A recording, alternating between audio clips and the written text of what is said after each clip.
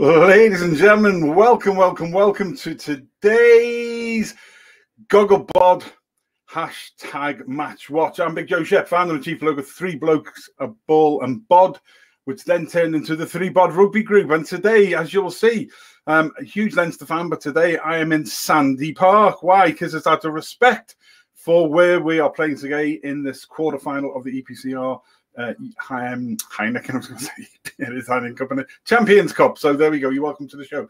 As ever, it is brought to you by our good friends at coffeedog.ie. And if you go to coffeedog.ie and you click on the left-hand side on Shep's blend, it is the only blend that's got a page and it's made in my image. So go and get some. And now you too can wake up with Shep. Everyone can wake up with Shep. What a thought. There we go. Thanks to the guys for bringing that today. I'm going to bring our guests in and get started. We'll bring our guests in from Exeter, first of all. So please welcome John Fisher. Hello. Mike Fell. Mike, how are you? Good to see you guys. You're most welcome to the ThreeBOD family for this this European quarterfinal game. Tell us very briefly, in all seriousness, you are welcome, guys.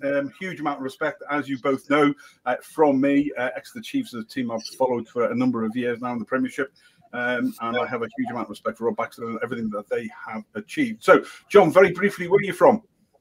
I'm from sort of Barnsley in North Devon. I've been a sort of Chief supporter for the past, I don't know, 10 years maybe. Try and get down to Sandy Park as often as possible, but tend to watch them more on the TV because it's easier and cheaper, to be honest. Yeah, that's me. Good man yourself. Mike, tell us who you are and where you're from, bud. Mike Lazell from Honiton in Devon, about 17 miles east of Exeter. Been down to the Chiefs now for 7 years, season ticket. So, as it's only down the road, every other Saturday. Absolutely, good man. Well, you're both welcome. Let's bring in our Leinster fans today. He is the man from Post to Post Sport, Kieran Bass. Kieran, how you doing? I think you're the only person in the world who calls me Kieran Bass. Joe, thanks very much for having me on. I think the last time I was on the show, there wasn't even a pandemic, so nice to be back. Yeah, good man. Great to see you, mate. It's been far too long, and you look very, very well. And Kino Milior from at Rugby Kino, who's the man who keeps me technically up to date with everything on our master show schedules and absolutely everything, my dear friend. How are you, sir? Not too bad at all, Joe. Good, mate. Listen, lads, you're welcome to the game. We got about sort of 15 minutes before sort of kickoff. So it is the quarterfinals already today. We have just seen La Rochelle hump in every single way. Sales shot. Jesus, that was some pack that they were out using today. So that's what's happened. We got to the Chiefs now, and obviously late tonight, Bordeaux Begler playing and ASM Clermont Auvergne. 5 French teams in it. It was interesting times. Definitely they are ahead of the game, France, and all they have done. In the Challenge Cup, obviously Bath beat London Irish last night. Leicester Tigers took off and beat the Falcons today. Later tonight, obviously, we'll be doing another of these covering Northampton Saints and then the final game, 9 o'clock in Montpellier. So, but this is the game. Current champions, Exeter Chiefs, the Tribe, at home at Sandy Park against the 4-time winners, Leinster Rugby. Are Leinster up to it? We are. You see the background on the main picture of the background I am today is Sandy Park. Let's start with that one is a bit outdated. The picture is outdated. Well, we don't want to sort of mock Sandy Park, mate. You know, you're doing your best that you can. But it was an image that was sent to me by somebody when the first time I had Exeter people on the show. So I quite like it. I like the original feel. I think it looked like that back in 2013 when I was last there as well. So anyway, it's a homage, my dear friend, my homage. John, start us off with what your thoughts are today. Very briefly, what are you looking for? I think it's going to be a very, very close game, to be honest with you, and I think it'll be won probably by the forwards. I've got a sneaky feeling that I've got a sneaky feeling that Exeter will probably edge it. Interesting. So, Cian, counter that. Yeah, I think John's named my notes because that's almost word for word. What I was going to say. Look, most rugby games are won by the forwards. as it's been said elsewhere, it's the physics of the game. It really is going to come down, I think, to the tight five. I'd say a couple of the early scrums will be key. If one team can get a little bit of an advantage over the other, might sway the referee. Interesting. Mike, let's see who we've got on before we ask you about your thoughts on who's going to be the standout players for you. Greg of Galway, always good to see you on, mate. I hope you're well. Great fans they are. Chiefs have a great tribe there. In Gilbert, our ambassador from Ulster to the court of Madrid. I hope Exeter. I got Exeter in the league, but as an Irishman, I'll be supporting Leinster. May the best team win. Indeed, may the best team win, and there's no injuries to anybody, and we just enjoy a bloody good game of rugby as ever. Mike, your team. We'll start with you. Take us through it. What are your thoughts? Not much change from last week. I think there was just one change. Ben Moon they've just changed Ben Moon and Hepburn. If they come out like last week, they'll need to work hard later on in the game. So they'll need to come out firing on all V8 cylinders this afternoon, I think. John, were you surprised by the first 10 minutes last week? Do you think you were caught on the hop a little bit? I mean, I have to say on paper, mate, I think you have the stronger of the two match day 23s today. But last week, the first 10 minutes, I was like, oh, didn't envisage this.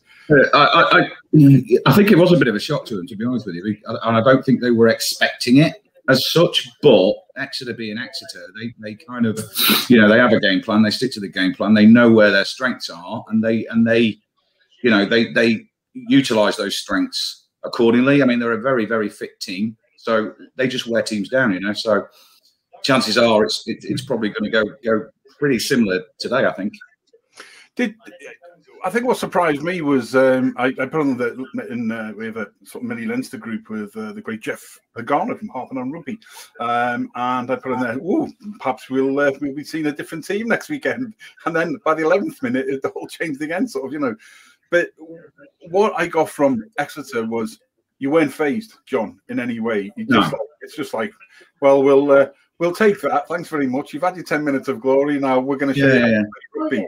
And like I say, they have a game plan, and they back themselves all the time, So we'll see. So, who for you are going to be the standout players? Where do you think is going to be won and lost? For me, yeah. I think Sam Simmons is going to be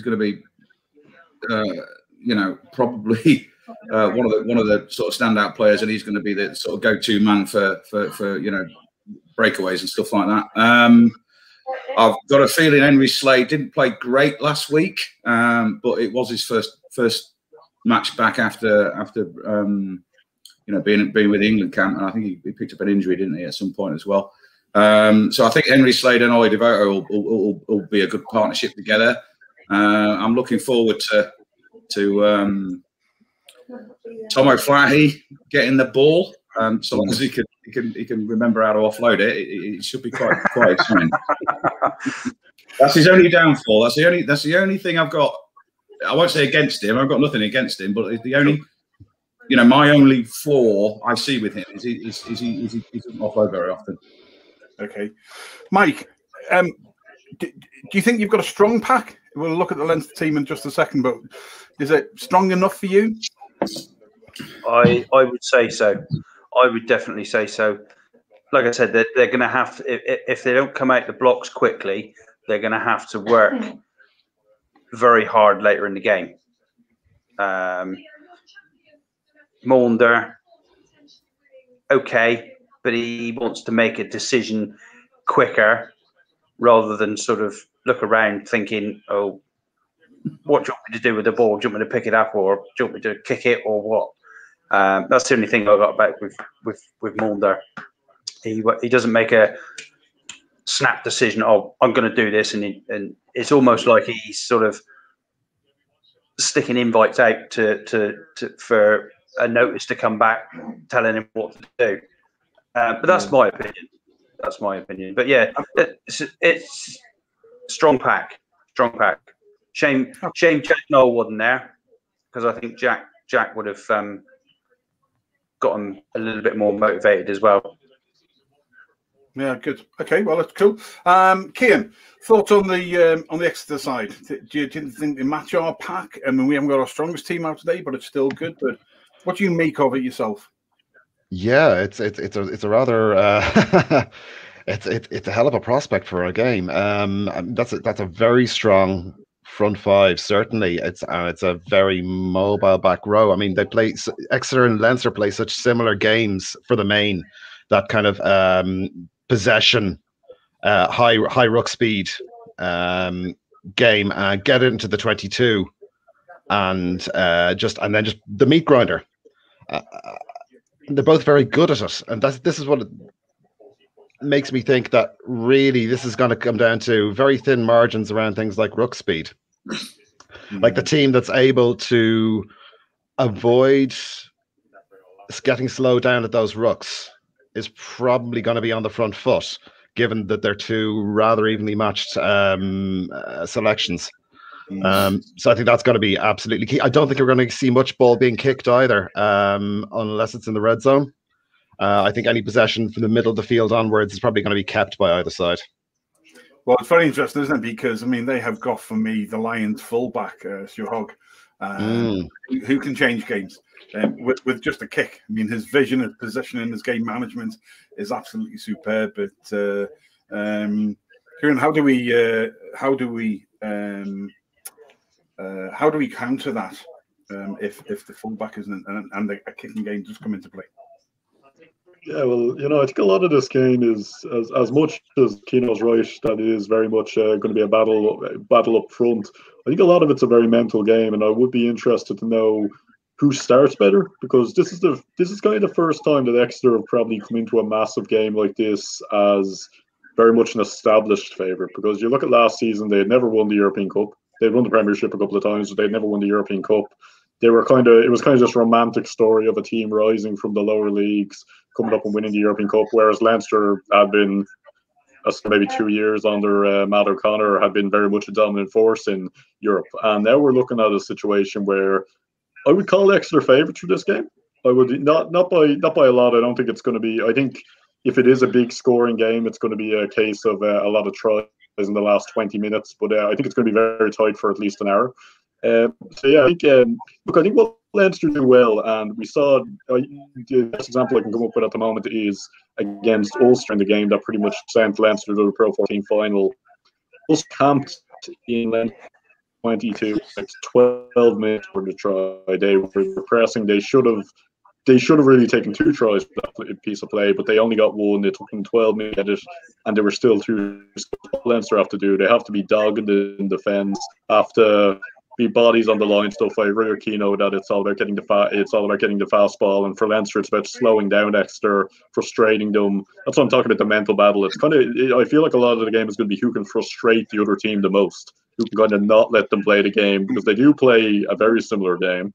So it's going to be very much, we saw Leinster probably had a bit of an easy time in the Pro 14. I mean, a 10-point win against Munster in the final was probably a bit of an understatement of how comfortable Leinster were. I mean, the only, aside from that Connacht game and that Ospreys game when Leinster had already won out in the final, it's been fairly easy going for Leinster in the Pro 14 the past few years. So Exeter have to try to get under Leinster's skin.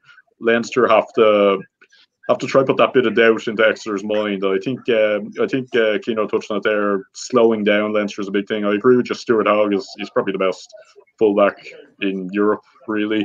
But you're looking at it like getting. You talk about fastball. I mean, James Lowe he didn't have a great time for Ireland, but I think he's more suited to playing for Leinster. Getting the ball out to the likes of James Lowe and Jordan Larmour, they can just destroy you, and that's something Leinster have been good at. Is having watched them in the RDS a lot, is 10 minutes before half time. It's a very tight game in the first half for about half an hour, and then 10 minutes before half time, Leinster scored 2 tries and then scored another in the second half. and then suddenly the other team's completely deflated. And that's what Leinster have to try to do, just completely deflate Exeter, just hold them up on their own line. And I think it's going to be a very tight game till about, you need to keep it a very tight game till about 30 minutes in, and then just hit those sucker punches, hit those quick scores, and just completely take the wind out of Exeter's sails. And you know, I really hope we don't see like a red card or a significant injury or something like that, because this is going to be a very good game. If I was a neutral, I'd be looking forward to it a lot more than I am as a Leinster supporter. But this is going to be a very tight game, and I hope we don't see any stupid refereeing, or I hope it's not decided on a mistake. I hope it's decided on who's the better team. Because to be honest, I think if you had said 10 years ago, this would be the biggest game in a Heineken Cup quarter-final weekend, in a weekend where Clermont are playing Toulouse. I think a lot of people would have taken that bet. But yeah, I'm looking forward to it. But I think Leinster just have to kind of just not let Exeter play their game, just put that bit of doubt in their mold them up on the line so much, and then kind of take the chances. It's going to be whoever takes the chances, because there aren't going to be a lot of chances in this game. No, they're not. I'm very quickly. Thanks for that, lads. We're just going to take a quick. We've got about 3 minutes before the game kicks off, the European quarter-final. In fact, just before that, put that up. You're welcome to today's GoggleBOD #MatchWatch, where we are joined by fans of Leinster and fans of Exeter Chiefs coming together in the studio, to be able to celebrate this fantastic game, two fantastic teams, and we'll just quickly, Cian, take us through the pack. Hugo Keenan, where do you think it's got it for us? Sorry, could you get that question again there, please? Yes, mate. Yeah, just take us through the strength that you feel in our team that's going to be enough to get Leinster across the game line. Well, I think there's kind of two sides to what we need to look at in the team here. I mean, obviously the battle of the front five we've touched upon. Cian Heaney, Ronan Kelleher, Tyg Furlong. It's a very strong, very mobile. I mean, we've all seen examples of Ronan Kelleher's athletic ability recently. He's a danger in the loose as well as the tight. And Devin Toner and Scott Fardy, two very experienced operators in the second row. They're very canny players. And I think they'll be key in defence for the most part. Stopping that meat grinder on the gain line is going to be key. We have despite all our back row injuries, we're starting a fully international back row as well. Conan is in great form at the moment. Ruddock has been playing out of his skin for Leinster week in, week out, and Van der Flyer is a bundle of energy always. Luke McGrath and Johnny Sexton, very solid, experienced pair of halves. Robbie Henshaw, possibly one of the form backs in Europe at the moment, has been absolutely blinding in play, both in a blue shirt and a green. Rory O'Loughlin has been doing well in the Pro 14. Whether or not he's going to have a hard time against Henry Slade remains to be seen. I see that as a potential slip, a potential hiccup. But if he has a good match, it could be okay for him. And then out wide, Jordan Larmour, James Lowe, Hugo Keenan in that back line. They will punish you on a turnover. If Leinster get a chance to go and attack an unstructured play with any of those three players could make a break, and they're all capable of getting the passes away behind the line. And with a player like Luke McGrath on the pitch as well, who runs those lovely supporting lines in behind the game. We are game on, lads. Now, don't forget, this is you watching us watching the game and seeing the reactions as we go. Now, given the nature of the fact that some of the lads are in the UK, some of us are over here, some of us are watching via a certain platform provider, there could be up to 60 seconds delay. So we could be celebrating 2 or 3 times. We could be commiserating 2 or 3 times. It all gets a bit crazy here. We're live on GoggleBOD. And a huge thank you to our friends at GoggleBOD for giving us an idea to take away, to bring the global rugby family together, to watch some rugby and to create some friendships. And I think they're just going to sort of take a minute's silence now to remember His Royal Highness Prince Philip, who passed away sadly at 99 years of age yesterday.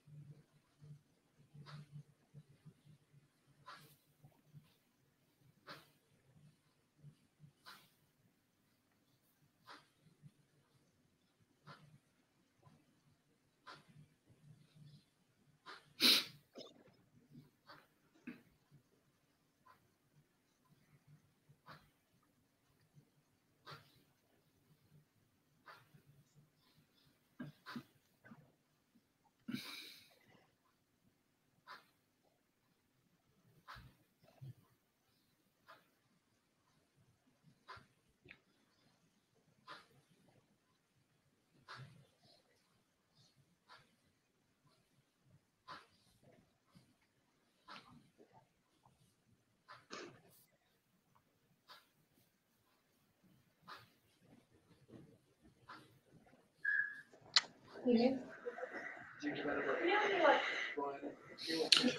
going to go top up my cider. Absolutely good, man. And two final things before we go. This is. Let me just find where it is. This image here is of two Exeter fans, two of the tribe. That is Michael and Linda, who unfortunately can't be with us today, but I did love that photograph. And we have a special shout out to friend of the show, Ian Witten, who's in the match day 23 on the bench, and Ian will be joining us possibly on Tuesday on our Leinster line to review the game. So we wish him a good game because he is a huge fan of both our Ulster show and the ThreeBOD Rugby group, as are the rest of the lads. And we wish everybody the very, very best. Enjoy the game. Put your comments up. Tell us what you think. We'll see the multi dimensions of what we're doing.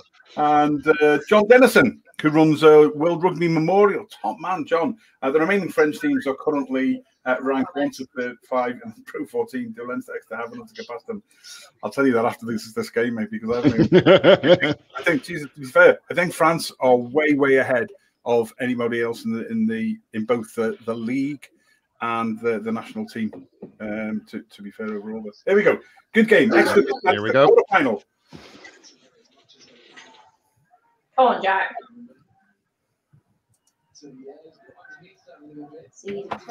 Hook kick, rubbish. Jack Mulder goes up in the air and comes straight back down again. Whereas Stu Townsend at least makes a bit of a different distance. It'll be interesting as we go along to watch how many numbers each side is going to commit to these rucks. Yeah. Mike, is that Mrs. L? It is Mrs. Lazel, yes. Yeah, well, she's going to have to come on, Tell her, she's, Hello. We've made it home, from across the road. Welcome. What's the name, Mike? Hazel. Hazel, you're very welcome to the family. Enjoy the game. I think just going back to Keno's point there, it'd be interesting to see if, Leinster are kind of happy to see Exeter to kind of keep the ball, tire themselves out in their own 22. They're not going to overcommit to these rucks and kind of force them to kick it and not leave a lot of space out wide. And Exeter will do something similar. Just as well, I am double screening. I'm watching the Women's Six Nations, and Ireland are very much on top, 31-0 up against Wales. So I don't think this one will be 31-0, but it's going well.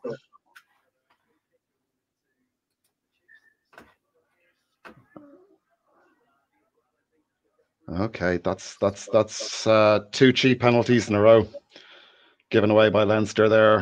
One for the offside at the ruck in their 22, and then one for encroaching at the line out. It's a shame. Scott Farley didn't look too well impressed with himself, did he? That's for sure. Nah. I think there might be a little bit of eagerness and a little bit of undercookedness, which is something I was worried about after last week. No match. I was just saying we haven't had a game mate since the Pro 14. Since that no. Flats. Here we go for a scrum. Go on, Flats! Oh dear. Get in there! Look at the overlap there. You're joking. Oh no. Oh, you're kidding me. Oh, okay.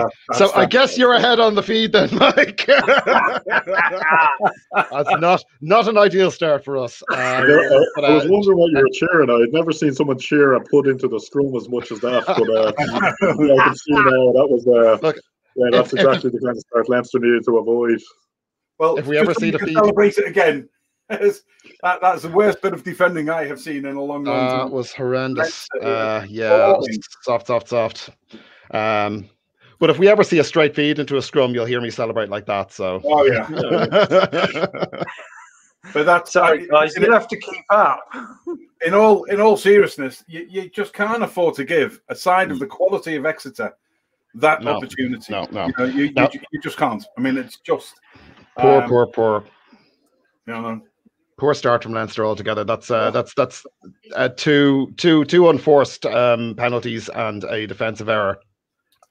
I think you said it In a there, row. Keno, that it was about not having the game last week. I was wondering, well, it might have been a good thing not picking up any injuries, and maybe if it had been it could have potentially been a worse for Exeter having, been behind early on and maybe being a bit shaky against Leon. But you can see there they've come out firing here, and Leinster look very much like they haven't played a game in 2 weeks now.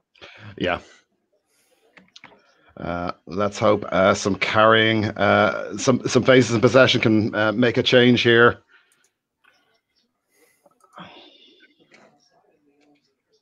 I have to say, I'm a fan of Exeter's jersey. That's I'm surprised it's taken me this long in the stream to say it, but I've been in the market for kind of a yellow Leinster jersey for a while.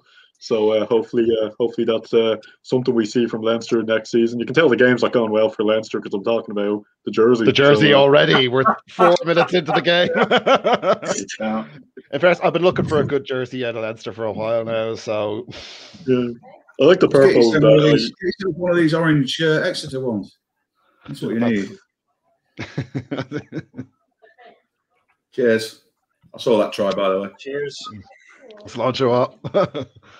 Yeah, absolutely. It was a good line. That was gifted. I was saying that was gifted. That's disrespectful to Tom. That was, he ran at them, shrugged it off, and if you only make it, not even a half a tackle, then somebody of his quality is just going to run through you. It's a lack of match sharpness, kind of thinking. Maybe taking your eye off the tackle a little bit, thinking it's a formality, but to be fair to Tom there, he made it look like it wasn't being tackled at all. There, he made it look like there was no one in front of him in the try line.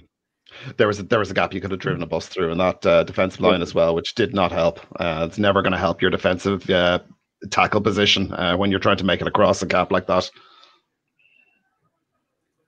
Anyone who listens to Post Sport regularly knows that I'll do anything to shoehorn in whether or not Charlton Athletic won into all my podcasts. And I'm pretty close to talking about that right now. This is a bit of a nightmare start for Leinster.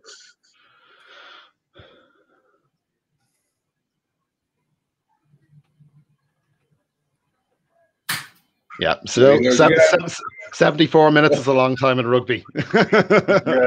I won't lose hope just yet. I'll give it another 4. Go on, Woody.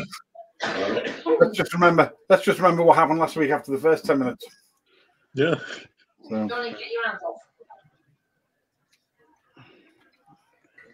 Of course, I'm going to remember you guys in Ireland are a bit behind, aren't you? We are a little bit, yeah. Hello, we go on, Flats. I think we're on the stream, so I have to say, if you could postpone any reactions by about 30 seconds, please. We can give the instant replay in real time. Exactly. Well, yeah. A little bit longer. And there's the man himself from the photo, short chief hunt, Mike. I feel under well. So indeed, we'll have to try and get you on another show at some point soon. But we wish you best, and thanks for joining us. He's just scored again. Get in.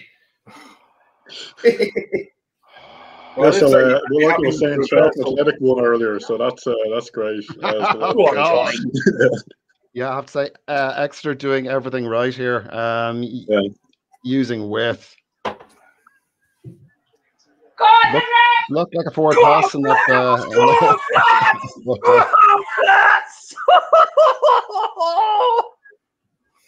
Potential forward pass there, but I don't know. Ref was right next to it, so it might have been the perspective on the pitch. If it wasn't pulled up. Oh my God! I'm sorry, but it's just inexcusable at that level. For Rory O'Loughlin there. That's just absolutely dreadful. They've identified that Rory O'Loughlin is a soft spot in our centre. I was just thinking the same thing. I didn't want to be disrespectful to young Rory, but that's 2 tries in 8 minutes through his gap. Yeah. You feel like that's what happened last week, wasn't it? 2 tries in 8 minutes, something like that. Yeah, it was reversed. But I think they were a little bit worried about maybe Henry Slade not being at his best and Henshaw sort of blocking men out. So you've targeted Rory O'Loughlin instead. But that's I mean, lucky it wasn't a yellow card there for a trip. He tried to trip him. But that's woeful defensively, and there's just no excuse at this level. I'm sorry. I'm surprised the TMO hasn't got involved with that actually, because he lost the tackle and then lashed out with his boot. He did. That's a big no-no, isn't it? I think only for the fact that he didn't make contact. If he hadn't scored the try, then I think they might have looked at that. Yeah, would have been. Oh yeah, would have been a penalty try and a yellow card. Yeah, it's a bit of a bugbear of mine actually, that tries tend to slip stuff away under the guise of a try having been scored. Like if something is foul play, it's foul play, or if it's continuously giving penalties away in your 22. Just because a try scored doesn't mean you should necessarily get away with it. Oh yeah, no, totally agree. But this is exactly what I was afraid of with Leinster. It's a very slow start, very error ridden. It's really going to need to get their arses in gear if we're to stay in this game, because Exeter are doing everything right now. I wonder if some of this we talked about it with the Saracens game there last time around. The Saracens game we don't like to talk about, that maybe Leinster having a bit too easy of a time in the Pro 14. Maybe the South African teams coming in, because as good as Exeter are, the Gallagher Premiership is a lot more competitive than the Pro 14. I mean, there's only when it comes to Leinster, there's only really the Interpro derbies and maybe the likes of Glasgow or Scarlet. Wings, come on. The wings. I'd wonder if that's maybe part of this, just not having a properly close game for a while. And I know that Ospreys game, but at the same time, Leinster switched off in the last 20 minutes. Not that away from Ospreys, but it was very much the season done by then. So I wonder if it's maybe that's contributing to slow starters, James. Now, hold up, scrum 5. Leinster seems to have found a gear. Yeah, found a gear. Look, if we can get it to the fringes, we do have wingers that can beat someone on the outside. And in James Lowe, we have a very powerful winger as well, who's able to do the hard yards as well. His leg drive and his fend is really strong. I think that he well, I've said before that he's better suited to the Pro 14. He is. And I think he's also got something to prove. So I think we'll see a lot of him today. They just need to settle down. Yeah, I hope he doesn't push it. Yeah, absolutely. That's the thing. I think it's just right. Calm down. Forget the first 10 minutes. If you win a penalty, kick it to goal, that kind of thing. Just take it easy and start keeping the ball. Start winning possession. Start winning little battles. I think that's what. Don't try do a miracle play now. It's still 70 minutes to go. I think they're looking at this as being a knock-on, but it wasn't. It was off his foot. It wasn't a knock-on, was it? No, it wasn't. No. No, went backwards there, and so it's scrum 5. Knock-on there. Looks like it comes off his shin. Yeah. Yeah. Nowhere near his hands. Which is kind of disappointing in its own way. It's like, it wasn't the greatest offload, but get a hand to it, maybe. It certainly held up here. So. Oh yeah, no doubt about that. Absolutely. There's still a large part of me that remembers the World Cup in 2015, the loss to Argentina. So any offload at all is a good offload to me. I'm just happy to see an Irish player do an offload, to be honest. Offloads count for nothing.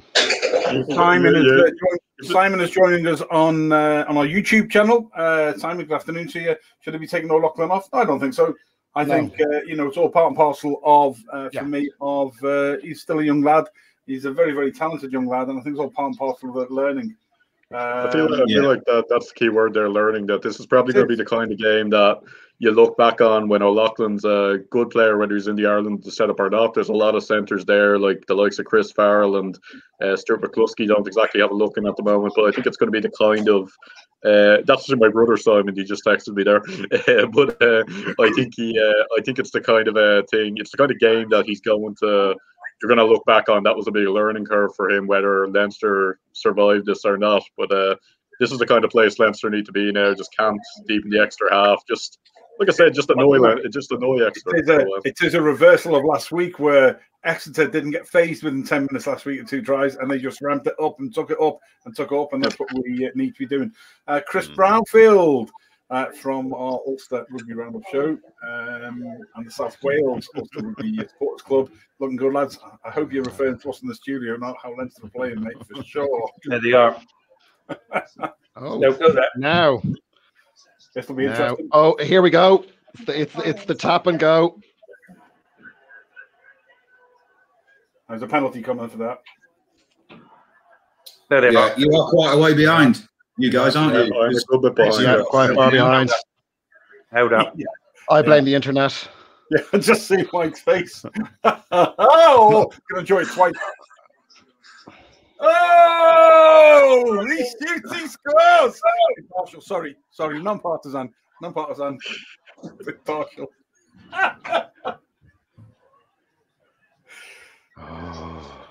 Oh, here's the advantage. Oh. He wants to tidy that beard up. Oh, Hilly. Illy. Oh. He looks like Cat Weasel. Joking. Ooh, me. We're not going to get too many of them, in all fairness. No. Come on, Henry. Super work. Turn in the library. But yeah, you can't get it wiped out. No. We can get it in the library, though. It's times like that in the game which is won and lost for me. Yeah, it's moments. Yeah, for sure. It's not desperate. Oh, that's tough. That's a tough one to take now. Exeter winning that is as good as scoring a try, really. Exeter stopping Leinster scoring there is as good as 100%. There's nothing wrong with that try. That for me is definitely over the line. It's held up though. Yeah, mate. there was a hand underneath it. Yeah. There's a hand on the one side. There's a hand there. They only have to touch a blade. Right, here we go. Anyway, you've only 10 minutes of glory. Time will tell. Oh dear. It's a bad I'm well line behind there, so I look forward to seeing what your reaction is. Misfunction there from Exeter.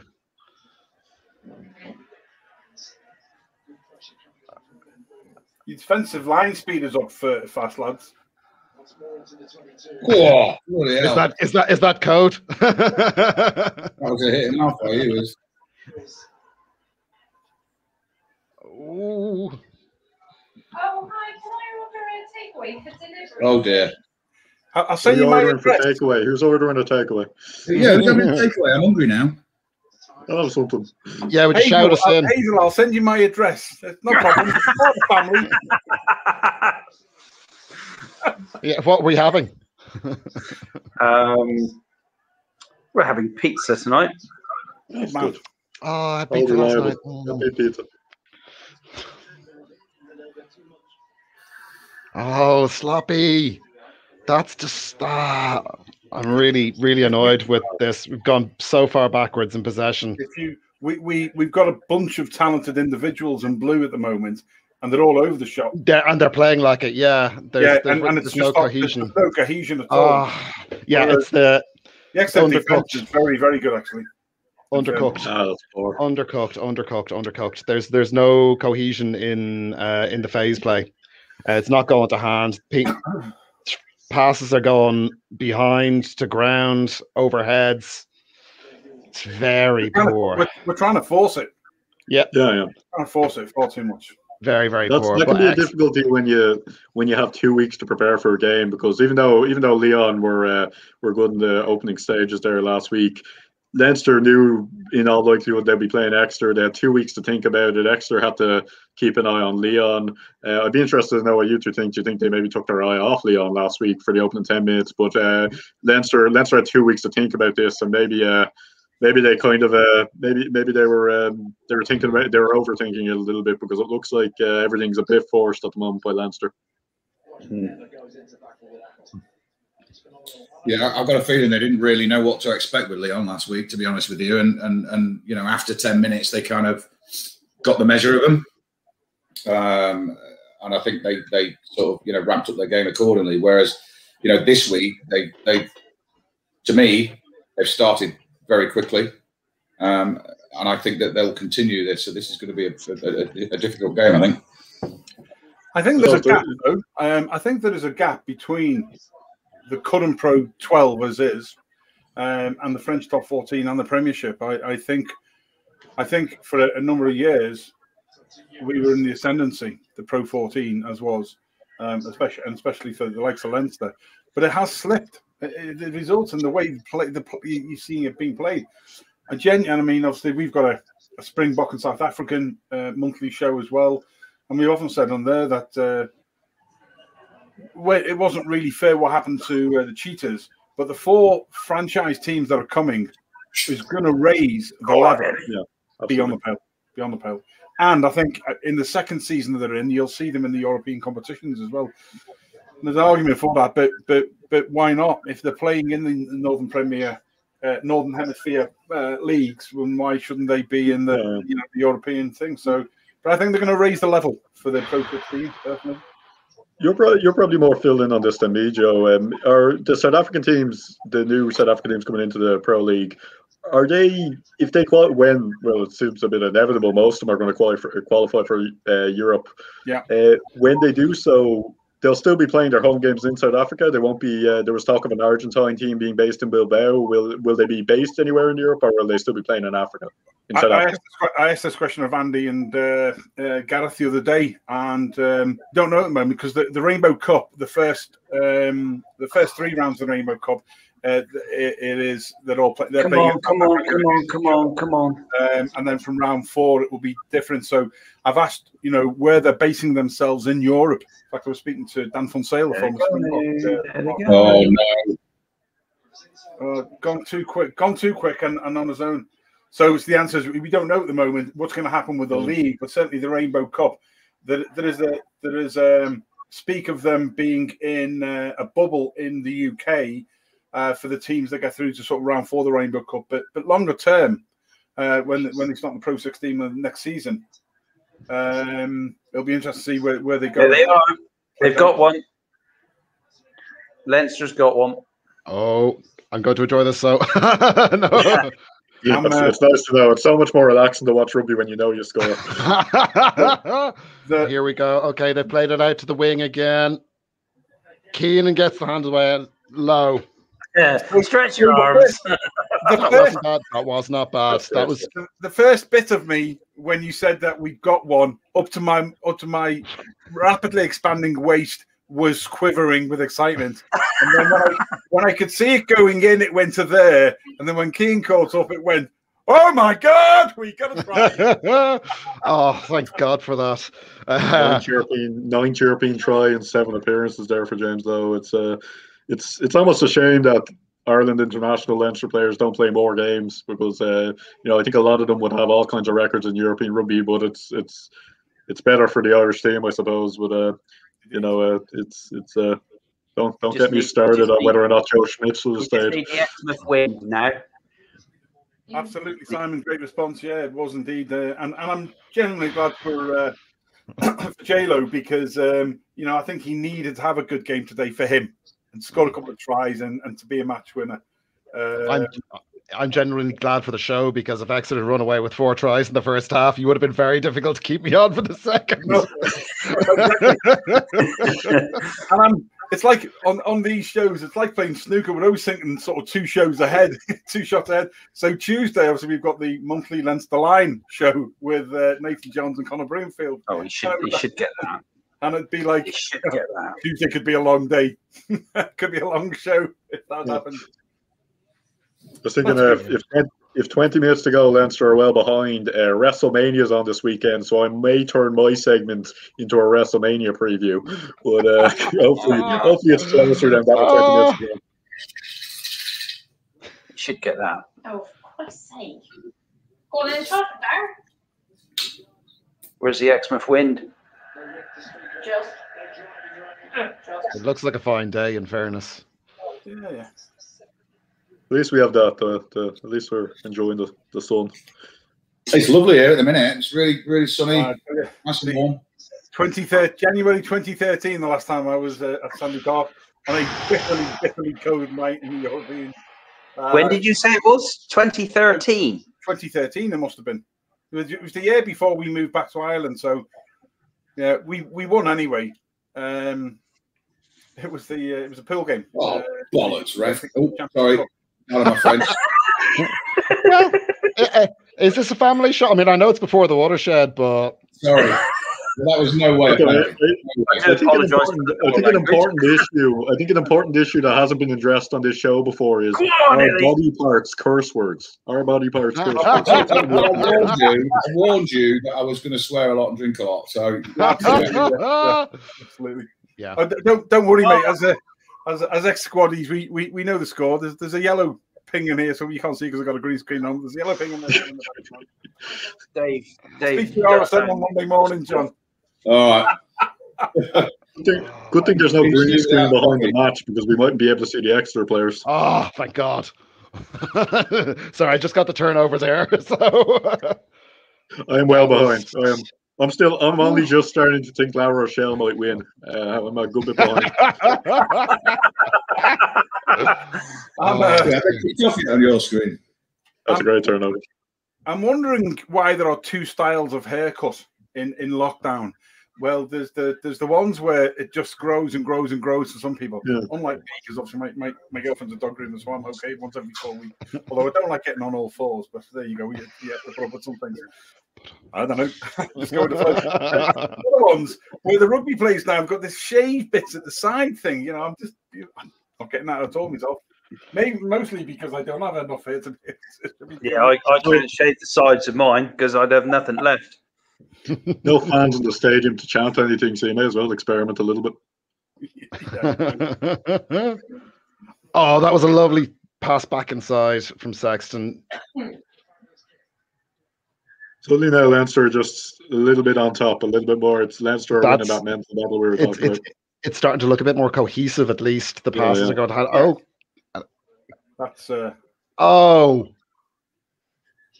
that was a beautiful kick into the 22. Yeah, just seeing it there, that was fantastic. That's exactly what you need. Just pin them back. Territory game, yeah. Johnny's limping a bit there. Watch him. Yeah, I don't think he's gingerly on that right. I think your number 8's coming off. Yeah, he's not. Give him a minute, but he doesn't look good. Yeah, Conan's had a lot of problems with injuries. It's been a real shame because when he started kind of coming into the Ireland setup, he looked like he was going to be a superstar, but he's had a lot of injuries now. Yeah, and he's really been coming back into his own again. If he does need to come off, I'd imagine you're probably going to see Ruddock shift to 8 and Baird come on at 6. Yeah. You know, I'm not a rugby player. I've never been a rugby player, but I wonder sometimes. I thought about it when Sean O'Brien was. Every time he came back, he was getting injured. I wonder if it's a good idea sometimes just to give these players, even when they come back fit, just give them an extended break, whether that's 6 months, 8 months. Right. I know they wouldn't be happy about it, but it would probably be better for their career in the long run, just not to rush back. I don't know. Go on, Dave. Go on, Dave. No, he's playing on. Spare it back to the bench. I mean, that worked well for come on, decent box kick. Conan and for Tyke Furlong, didn't it? That extended period. Yeah. Hope Baird had a spare mask there because I had to take it off there to go back on. So I hope he put it in a bag or something.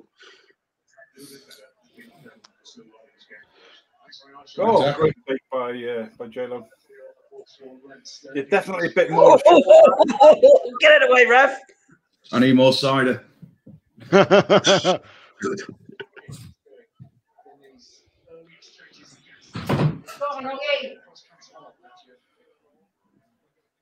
God. Yeah, it seems like Leinster's cohesive. Oh, okay, yeah, there we go. And straight into the ref. I'd say, yeah, Leinster's cohesiveness. Referee got it away about 5 minutes ago. I'm blaming the ref there because he wasn't even looking where the player was. The ref, he's lucky. He's lucky there. He didn't get hurt a little bit.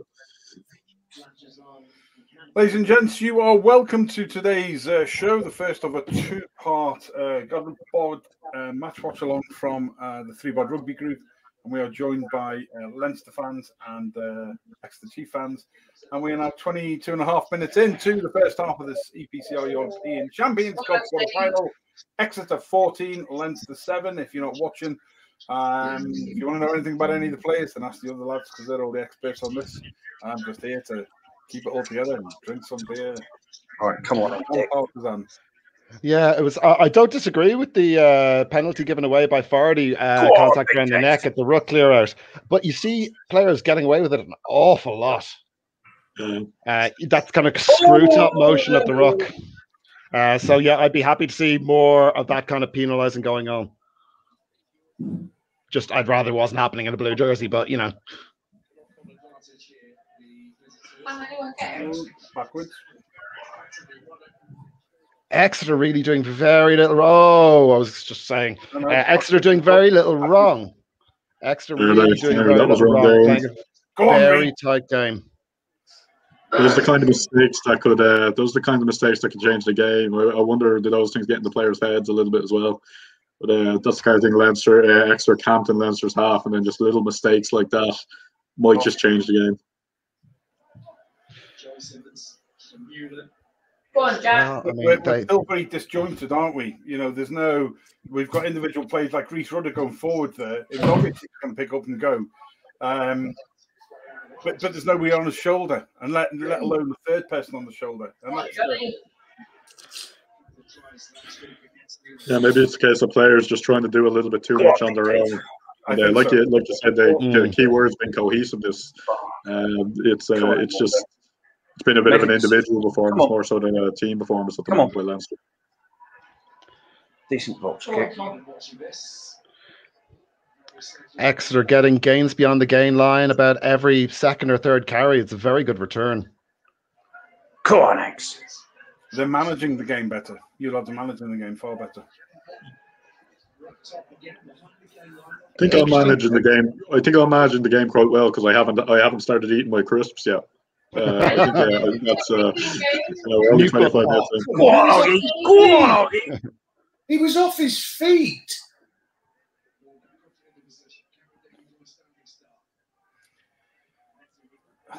Oh, we've started that boxy box kick thing. I can feel me going into a meltdown. Yeah, the only swear word you're not allowed to use on here is scrum half. Yeah, just If no one's chasing the kick, it's a turnover. It's just a voluntary turnover. Now then, so I don't want it to be. Let's play kicking. Because flats don't kick, you run. It's my ball. I'm running with it. Oh, get him off. That's turnover's good. Come on. Oh, it's a shame of the bounce of that. Good pressure. Yeah, come on. Gone into play. Pick that distance from Keenan, and to follow it up to make the tackle on the man who took it is really covering ground. I think Keenan's the answer to who's going to replace Rob Carney. Really, I think he's the best. I think he's the best fullback we have on offer. It's. I hope we have more depth than we did when we were relying on Rob Carney. But for Ireland, I think he's Ireland's X15. Yeah, it kind of also depends on the style of play that management want to take. I mean, if you want a goalkeeper style 15 with slightly less of a kind of a triple danger, the kick pass run. Then absolutely Keenan's your man. But I mean, there is the option then of putting someone like Joey Carberry in a 15, where you've got someone who has a real danger with the kick as well as everything else. So again, it's styles. Player 15, Michael Lowry up in Ulster. Lowry has been playing so well. In fairness, he deserves to get a shot. Really hope we. Oh, Keenan again. You see, we lost the forward. This is just typical of what the problem is. Josh van der Vliet twice in about the last 90 seconds, gone into contact on their own. Nobody on the shoulder. You can't do that. You just not being able to do it. That's a good turnover. Got isolated there. Jack Maunder didn't do Ollie Woodburn any favours there. No, falling the wrong way right beside a rock is not really going to do much of anyone a favour. I know this is symptomatic of life online now, but this here, putting up spurious links. Well, you can keep going, but I'll delete the comments off, And then what we'll do is we'll block the user as well. So keep coming at me, lads, because we love you people. We've been doing this for 4 years now. You keep putting up your crap links. I'll keep blocking you off and reporting you. Let's get back to something positive, because I can do that. Because I'm an ex-monkey. John knows the score. We are the most annoying heckers in the world. There we go. Right there, that man right there. Absolutely. Philip Carter-Haller. Philip, how are you doing? One of our great friends from the New England Free Jacks. You know, we sort of produce and direct their show as well. When are we doing an MLR watch along? Good man.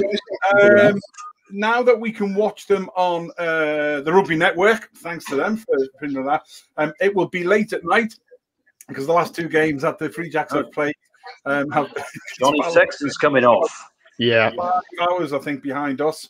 So, Oh, I will. Philip, No. I will do watch along on MLR for you, mate. I'll let you know. I'll be in touch. Please be connected. Yeah, that's a real blow for Leinster. That's Sexton off. Yeah, obviously you noticed him limping earlier on, Joe. You weren't wrong. It's a big game for Byrne to have to take up now. He's got his chops, but 7 points down, 10 minutes to go in the first half. It's a big stretch of road. I think it's the fact that as well, Leinster aren't gelling particularly well today, so it's a big ask from Byrne. I've been saying. I think I don't know now that Carberry's back, but I've been saying Byrne should definitely should have gotten a few starts for Ireland there during the Six Nations. But yeah, I'm not sure how much you can do here, because this Leinster are clicking at the moment. Well, is he able to lead from the front? He's going to need to, because somebody needs to pull the team together. This is where Scott Fardy and Rhys Ruddock need to come into the game. Yeah, but you also need the general who's driving it from the pivot as well. I don't know. And Ross doesn't do that for me, unfortunately, Keane. Yeah, no, that's what I'm worried about. Oh, look at that run! In we go. Yes, that's down. I can feel it. He was in touch. I can feel it. Well, my excitement has stopped at my belly again, so there's only a third of excitement. So that's why probably my head is thinking. I think I didn't see any limbs flying out over the edge beforehand, but it's going to be tight. Oh, that was lucky. Tight. He definitely got it down, but I can feel something rising, lads. It's up to me chest now. No, please. Just about got over my over-ample belly. So I'm feeling pretty positive. Here we go. You've put that vision in my head now, and I didn't want it there. None of us did, but there we go. There's a try. There we go. It's just gone like a bloody huge Leinster-style mouth. He's there. Now, if I put you off your pizza, Mike, then just send it across and post me. Yeah, apple cider vinegar would help with that kind of thing. Joe. Great try. That's a great try. The back angle, making sure nothing. Yeah, no, absolutely nothing. Good try. That's yes. Whew. Now, touchline conversion though. Yeah, that's a big deal for Exeter though. Haven't been on top, haven't been the better side for the first 26 minutes to only have either be level or a 2-point lead. That's a very good kick. Yeah, but look, I mean, both sides are going to have their purple patches. It's going to go back and forth like this. I was really worried that it would be all one-way traffic, but Leinster are awake now. So. Opened up well there. From side to side, it was very good. Yeah, they're looking to go around the fringes. Sorry, not the fringes. They're looking to go wide. They're getting that ball to the backs. There's so much parity in the forwards. Come on, Ross. Oh, I can feel it's already up to there. I know something good is coming. Oh, here we go. Come on. Am I the only one here that's watching this on the telly box? Yeah, I've got it on the. I'm triple screening here. So. All right. I've got it on BT Sport through the. So have I via Sky Go because I'm upstairs. So I'm on the screen. And I've got it via Now TV on the computer. Yeah, I'm Now TV on the phone with the women's game on RTE here, but it's going to get over. It's 31-0 with to go. So. 31-0. 31 nil to Ireland, yeah. I love Wales a nil. knocked Ireland out of the last World Cup meeting at this, and the result meant Ireland have to qualify for the next World Cup, which was, of course, called off this year. Wales have gone backwards, Ireland have gone forwards. Yeah, Come on. Didn't the Irishwomen get a really good result against the Welsh team last year, though, as well? Mm-hmm. If memory serves. So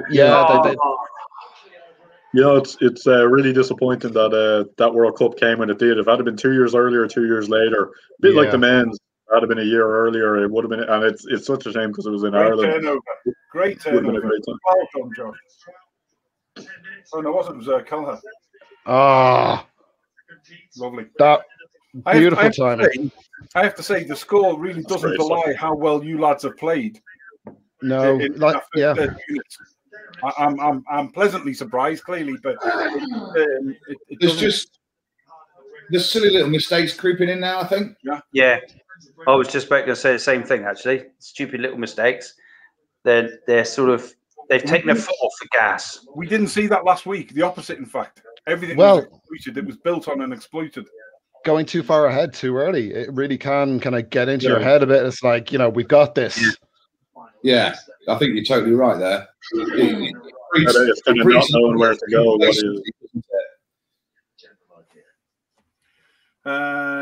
It's kind of excellent. Not knowing where to go from here. NBC TV in the States there. I'm just going back. I know it's not an MLR one, but Philip, I will contact you tomorrow and we will look at doing a watch along or something, and we'll get you on if you're prepared to come on. I think it's about 11 o'clock on midnight for me because I'm 5 hours ahead of you. Hence the reason that the Free Jacks shows at 2 p.m. and at 7 p.m. for me. But we'll look at something, mate. I'll be in touch and we'll do something for the MLR. Done Uncle Alan will be very happy with that. 3 points ahead. Well, there we go. Yeah. 33 minutes in. From being 14 down after 8 minutes to being 17-14 up after 30 in the 33rd minute. And we haven't played well. Leinster are good at just kind of. We haven't played well at all. Interesting. But you've seen that even in the Pro 14 with weaker teams against admittedly weaker sides. You've seen Leinster haven't always been great in the first half. Maybe starting well, then the other team comes into it. If like I'm thinking of games against the likes of Edinburgh in the Pro 14, and then they just go in ahead, and it must be so frustrating to play against when you're thinking, how are we behind in this game? Exeter have been much better, and now they're going to have to do it all again. This is it. In terms of consistent execution, Exeter have been just the better side. They've done very little wrong. It's just been tiny moments here and there. It's been little chinks, and it's only in the last 10, 15 minutes that Leinster have been able to actually take advantage of those. Mistakes again. I think it's getting to Exeter now a little bit. Yeah, it is. I mean, they need help to come. They need help. At the beginning there, when he was saying about he wasn't, overly keen on Jack Maunder starting, and I tend to agree with you on that. I would like to have seen Stu Townsend start because he kind of brings a little bit more sort of zip to the game. Oh yeah, we got a penalty. Yeah, so he brings a bit more zip to the game, and he kind of G's up the rest of the players, I think, by doing that. My wife said that last week. And then you've got Sam Aldigo-Klein, who is I believe to be a very, very, very good scrum half who is massively underused.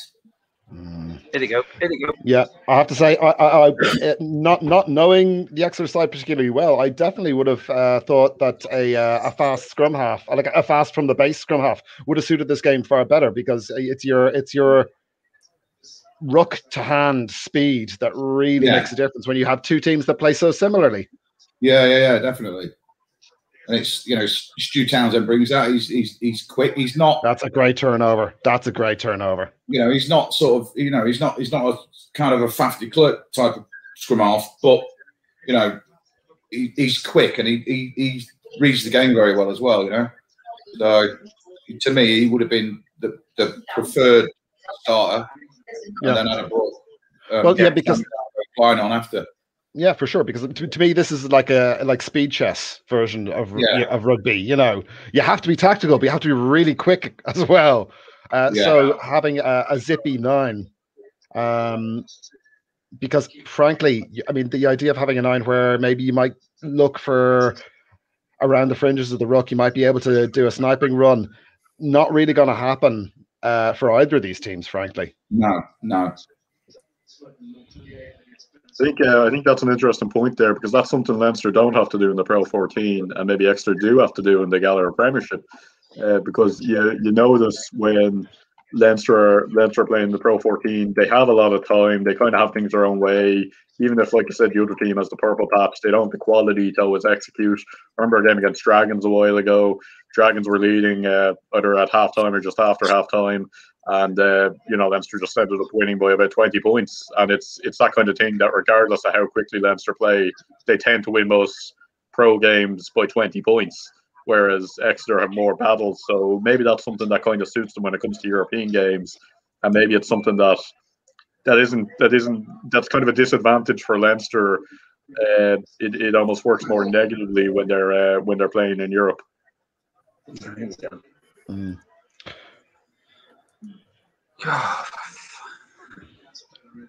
I do like those over the top line out plays. No, what was the point of that? What was the point of that? I think there was probably something pre-planned that didn't work out. Backs on backs. No, it doesn't help if Jack sticks a box kick up in the air and it only makes 5 meters. Yeah, that doesn't help. Just wasted time. I'm a little bit surprised by the box kick from midfield, I have to say,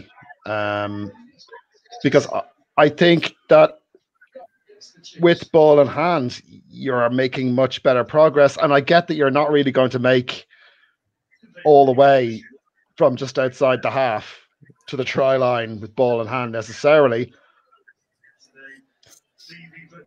But making 5 meters on a box kick is total and utter waste of time. Yeah. I mean, ask questions of the defense, look for the green space in behind, because, it's going to be there. Or, I think box kick execution is so important as well. Like, if you are going to box kick, try and target, say, Larmer, who's weaker in the air, rather than sending it center field. Have you ever seen the Fast Show? You ever seen the Fast Show where it's got the brother and the sister, and he's a painter, and he's all in black, and you can't mention the word black. He said, black, and he just goes in the back. You're doing it to me. I can feel it rising in myself when you're saying the B word and the S word. And I can feel it rising, I think an important point there on Exeter is, we see it in every sport. It's a lot easier to get to the top than it is to stay at the top. And that's maybe something Exeter, now that they're European champions, their favourites coming in, they would have rather be underdogs coming into this game. Maybe that's just getting to them a bit. They're not doing what was working for them. They're kind of hitting the panic button, trying for the miracle plays, and it's just not working at the moment. Well, this is championship minutes now, 5 minutes before and after, and Leinster sort of pressing. This is. Come on, get it. Yeah, it feels like this is a moment in the making. This is a moment in the game. Come on, X. This is a moment in the game. There's a hell of a lot of bodies going into those rucks. Yeah. Come on, Mulder. Advantage coming. That's where Leinster need to be quickly now. Hang on, I thought they turned it over. I thought he put his hand out for an advantage for Leinster. He has his hand out, yeah, but Exeter turned it over. Yeah, I don't know that's what he was signaling there. But that's a moment. That's as good as stay back. It had been turned over at that stage, so he's telling him to stay on the offside line, stay behind the offside line. And this is these minutes and it's before turned over again. Half time make the difference between getting this, another star on your chest, this, and others. You only had 3 up there. There was 4 of them. There we go. Oh, he's listening to me. It's a brutal game. The collisions are fearsome. Yeah. It's not one by either side, so they're just coming in. Oh, that's high. That was high. Not intentional, but it doesn't matter. Yeah. Eee. Oh, he called it for the knock on, not for the not for the pan pummeling his head. He might have a look at that. I mentioned WrestleMania there. We won't see anything like that in WrestleMania. That was awful. Look, no. He went low first. In fairness to him, I think the mullet took him off. He was like I was wondering if he just bounced him because that was a powerful tackle. No, actually, yeah. It wasn't intentional. He was going down. That's unlucky. That was. But definitely, you need to yellow card that mullet just for a start, mate. just get the Clippers to him at halftime. Absolutely, yeah. He's massive and lovely, that's why. I'll forgive a lot of hair crimes, but the mullet is not one of them. I used to have a mullet. Actually, I was trying to grow long hair when I was 16, and the arm coming round might be an issue. I know. It looks worse in slow motion, but when it's gone upwards. He's coming down. He's coming down. He's coming down in the tackle, which is mitigating. But if the arm is coming around and gets him in the head, they might give something for it. It might only be a penalty. It's more reckless than dangerous. You can see it's not intentional at all, but it's a big moment. Well, intention isn't in the. I don't think intention is in the framework anymore at all. It's not. No, it's pretty cut and dry. Simon's saying it's a dreadful tackle. Hi, Simon. Thanks for watching, Simon. That's my brother, Simon, watching the game. All right, good man. That's just a penalty, that. Yeah. As he's wrapping his arm, he's hitting him, his head's coming down, and his head's hit his arm, hasn't it? Could be a red card. It just looks worse when they slow it down. It always does. It always does. And sometimes you can do paralysis by analysis. There's an expression for the game of rugby. I don't think there's actually a huge amount in it, but the way that the laws are now, I think we could be looking at a card here. Red. I don't want to see I don't want to see a red. I don't think we will see a red because it is mitigated. I really don't think we will. I think yellow is as bad as it's going to get. He was kind of falling the way it wasn't. Yeah, it should be a yellow, not a red. And I understand the reasoning why. I mean, the tackles do have to come lower, but it's no card. His shoulder's hit his shoulder. He hasn't hit his head with his shoulder, has he? Oh, yeah, no. Primary contact is safe. Like primary contact is fine. I was concerned about the swinging arm around. Yeah, just a penalty kick. There we go. There you go. That's exactly what should have happened. That's a good call. That's a good call. Yeah, very good call. Good to see. Good to see refs be sensible. He was talking about a red though. Yeah. They have to. Drama. Honestly, that decision because I've got a green screen on of Sandy Park, but that's a yellow for that mullet. I'm sorry. That decision could mean if there's a potential maybe softer yellow in the second half, Exeter might see a card just because there wasn't a card there. Referees can kind of try and even things up a little bit, all right. Maybe that'll see. Maybe Leinster will give an advantage in some of the decisions there. Yeah, you're right, Philip. You're right. I think it was a right call. I think. Oh yeah, 100%. Definitely the right call. It was, yeah. Definitely the right call. You don't want to see referees making decisions based on box ticking, based on based on kind of by strict definitions, things like that. You want to. What's the expression they call it? It's a rugby incident. Oh no, don't. No, that's my box kick. Okay, don't. Yeah, no, rugby incident. That's bollocks. It's not anything that happens in a rugby match or rugby incident. A rugby game is a rugby incident. Yeah, and that concedes your honour the case for the prosecution or the defence. Stop. It's bollocks. Yeah. It's not as bad as a bad box kick. Look. What, 5 meters? Whoa. There we go. Ladies and gents, you are welcome what a half. to the first of 2 back-to-back 3BOD Rugby Group GoggleBOD's match watch-alongs. We are watching the quarterfinal between Exeter, the current champions, on 14 points, with 1 star on the chest, and Leinster 4 stars. Just saying it for just so people understand. Just watching, just pointing out. Why do you keep saying that? How many stars has Saracens got? 3. Well, legitimately. And where are they playing at the minute? Legitimately. I'm just saying. Now, Sarries. Now, there's common ground between the two of us. we've done Sarri shows and we sit in Sarri's groups, and we all have an opinion. Even Sarri's fans have an opinion on Sarri's 3 stars. To be fair, how many asterisks are beside Saracens? Each of Saracen stars, I wonder. At least asterisks without breaching the salary cap and being illegal. There we go. Anyway, we are at the end of the first half in this quarterfinal. Exeter Chiefs versus Leinster. I think overall it's been a good game. I think it's been a hard battle so far, lads. Sure. In fairness, has been first 8 minutes, Leinster 2 tries to 0 down, 40-0 down, and then sort of slowly crawled it back. And you can see, for me, where either side could take this again. You know, a couple of moments can see a 7-point sort of turn. I think that the try that Leinster didn't get just before halftime, okay, we go in 6 points up, but I think that would have had more psychological effect on the Chiefs than the 6 points. So I think there's all in it. John, give us your thoughts on the first half, mate. Well, to be honest with you, I think the first 10 minutes started off completely the opposite of what I expected. I thought they were going to try and keep it tight.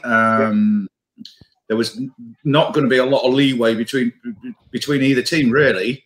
And you know, those 2 tries from Tom O'Flaherty, it just goes to sort of show that that's the kind of player he is. He's very good at breaking defenses, you know. Twinkle toes. But he's very good at doing it. And they've used that to full effect. But I think I've got a feeling in the second half they might kind of close it up a little bit and try and keep it in the forwards a little bit more. Because I honestly believe, and this is purely my own opinion, but I honestly believe that the Exeter forwards have got the measure of the Leinster guys. I think it's been Cian. It's been the Leinster forwards have been pretty quiet. We haven't seen as much as Rees. We haven't seen as much as Scott Fardy. A couple of good turnovers there from Josh van der Fleer, the flanker. But when we have been going forward, I go back to the standout thing for me is that they've been going forward alone as individuals. There's been some cohesiveness there, but as a pack, I think John's spot on. As a pack, we're not gelling as much, and I expected the pack to really be putting the marker down today. I see Ty Furlong there is carrying a strapping as well, but it's just not there. It's just not fully what we're expecting. Thoughts, Cian? Yeah, I think the issue with a match like this, where you've got 2 packs, certainly the front fives, particularly that are so evenly matched, is both sides are going to have a job put in front of them, that is to stop the other front 5.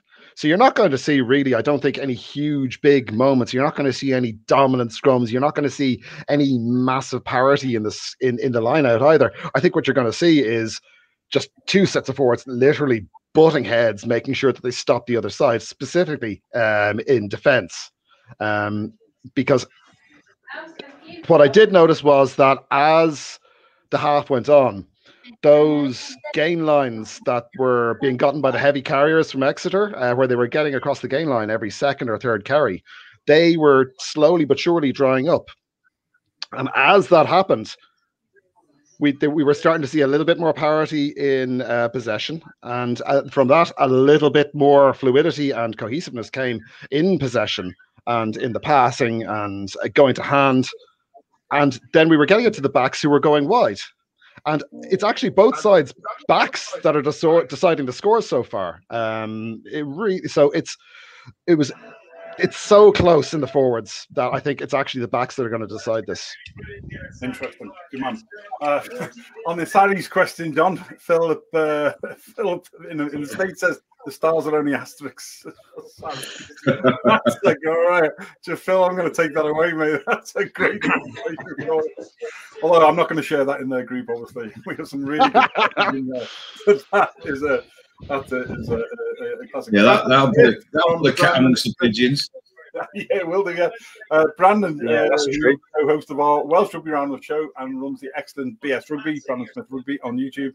Extra lucky to have 15 men on top. Yeah, they are, but I personally think it was the right decision. I just thought he got to it quicker. No. There was nothing in that tackle at all. Not at all. Ryan Laffin says, "Let's go X."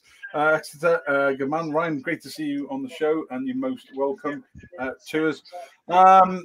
Mike, what do you need to do in the second half, mate, to be able to sort of, really take a firm control on this? Because it's a build on that first 10 minutes of the first half, and then they really need to go in there, have a bit of a telling off from Rob or whoever tells them off. He just says to him.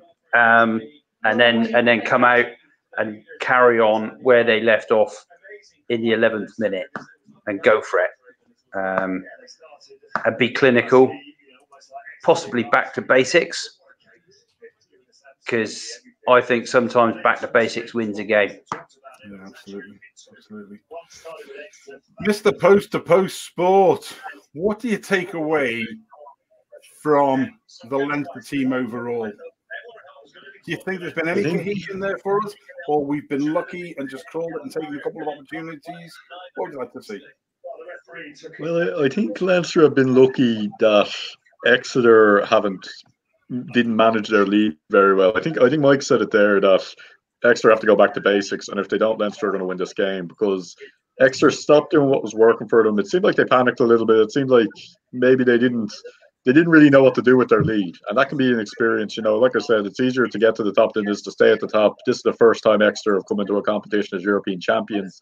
Whereas Leinster have been here before. Leinster have been favourites. Leinster have been in these tough games, and Leinster haven't played particularly well. I think if it was, I think if Exeter were managing the game better, they'd be significantly ahead at half time, and me and Keno would be leaving the feed probably. But no, I think what Leinster have to do is just kind of maybe up the pace a little bit. Maybe commit more men to the breakdown. That's something I'd like to see, because I think it was yourself and Keno were saying it earlier, that this is going to be decided on fast ball, and Leinster need to just commit more men to the breakdown, because, like I said, it's kind of been one man running into a wall of orange, and then you're not going to get the ball back quickly. You're not going to make significant possession that way. It seems like kind of a performance of individuals for Leinster rather than Exeter has been a very cohesive team performance.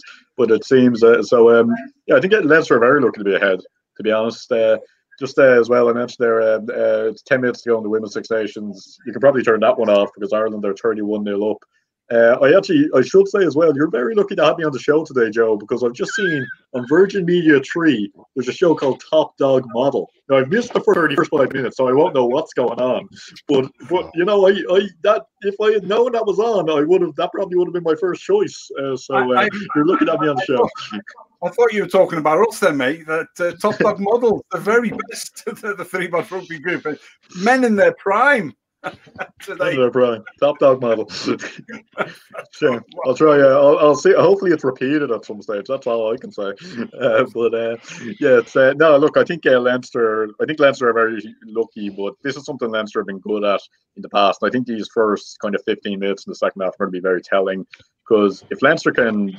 If Leinster keep Exeter out and extend the lead a little bit, I think Leinster are going to win the game. If Exeter, like Mike correctly said, go back to basics and just start doing what was working for them, because look, Exeter were far better in that first half when they were playing well than Leinster, and really should be ahead in this game. I think it is maybe it's just a bit of not knowing what to do when you're winning a game like this. But I think, they're not the underdogs anymore. They're not some team that was in the championship a few years ago anymore. They're not some team that's kind of many would have been surprised at a few years ago if you were saying they were European champions. They're very much European champions now. They're an established European team. that can be a lot of pressure. Maybe they don't kind of know what to do with that title. But no, look, I wouldn't back Leinster to run away with this necessarily. But I think if the Exeter kind of don't go back to what was working for them and keep doing these, like I saw, 5-meter box kicks, keep kind of going for the Hail Marys, then I think Leinster are going to win this game. But if Exeter go back to what they were doing and Leinster don't play more as a team and keep kind of playing individually, I think we're going to see Exeter win the game. Good man. And can I say as well, I have opened the crisps, but for sponsorship reasons, I'm not going to say what crisps they are, but now that I've popped, I'm unlikely to stop, okay? Yeah, okay, well, very, very subtle. You need to give us your link into them, mate, because we need to send them. Ladies and gents, you are welcome to the first of two match watch alongs for today's European Cups. One of the Champions Cup, Exeter Chiefs versus Leinster Rugby, and then at 7:40 starting tonight, not long after this one finishes, it will be Northampton Saints versus Ulster Rugby. We've got two fans from Ulster joining me in the studio. Unfortunately, we reached out on a number of forums to Northampton Saints, and nobody wanted to join us. We had no replies. Lots of people reacted and said it was a great idea and everything, but there we go. So if you are a Northampton Saints fan, or you follow the Saints and you want to sort of join us tonight, then sort of PM us in any of the groups that any of the 3, maybe 4 Saints groups that we put it into, and maybe you're just all a little bit nervous. But anyway, that'll be going on at 7:40 with 2 of our top blokes from up in White Walker Country in Ulster, and to watch Northampton Saints in the 3rd of the 4 Challenge Cup games. But today we are half-time here at Sandy Park, and it is current champions Exeter Chiefs on 14 and 4 times Leinster. 4 stars on the chest, 4 genuine stars, not asterisks. I'm just blown away by that. They're asterisks, not stars. Well done, Philip. On 20. And I don't know how we have got 20. I don't know how. I think Rob Baxter will be looking at how they've gone in behind. I really don't know. John, was a standout player for 2 tries by Tom O'Flaherty were just sublime, and you only play what's in front of you. So they were both taken very well. But overall, has there been a standout play for you for Exeter in the first half, mate? I think Dave Ewers has had a really, really good first half so far. He's been clinical in the tackles. He's been clinical in the the rucks and the clear outs, and he does that week in, week out. I can see him coming off 10 minutes into the second half, and they'll bring Janis Kirsten on instead, who will again change the dynamic of the games, and that's something that Leinster's got to be able to deal with. Yeah, his work rate's very strong, isn't it? I mean, yes, solid. yes, yeah, very good, very good. No, very good. I've Mike, your line speed coming out in defence, I think, has been very impressive for Exeter.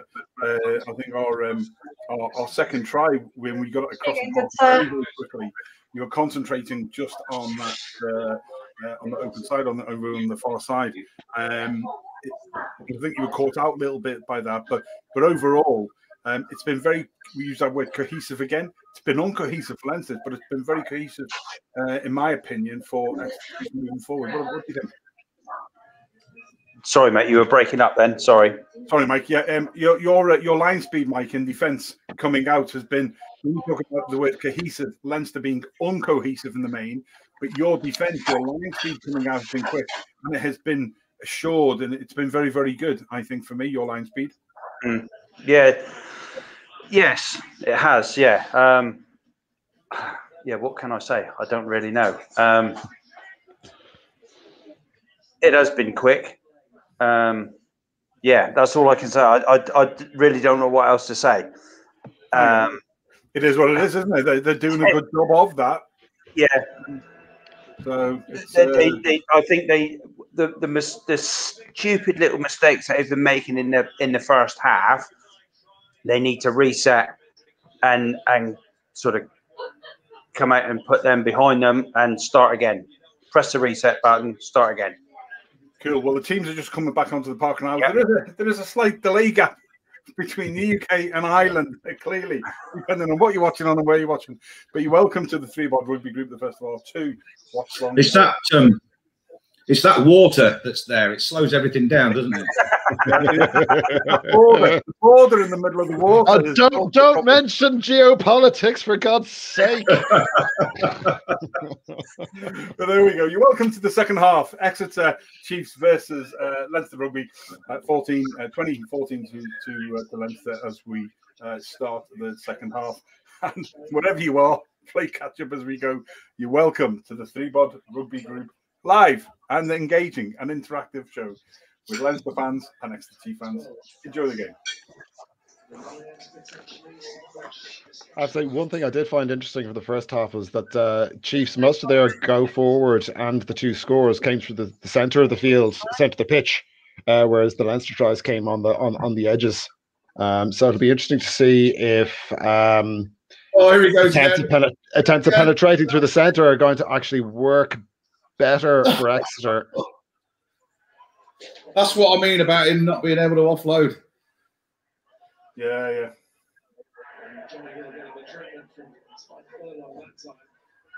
We welcome Gerald Williamson, former past president of Navan, or historian. French referee seems to ignore that team out becoming a habit. Craic always says that's good. Go on, Flats! Go on, Flats! Sorry, guys. No. No. You got that build up then because it went for my ankles as soon as you did the first. Go on. And, yeah, we know something's coming.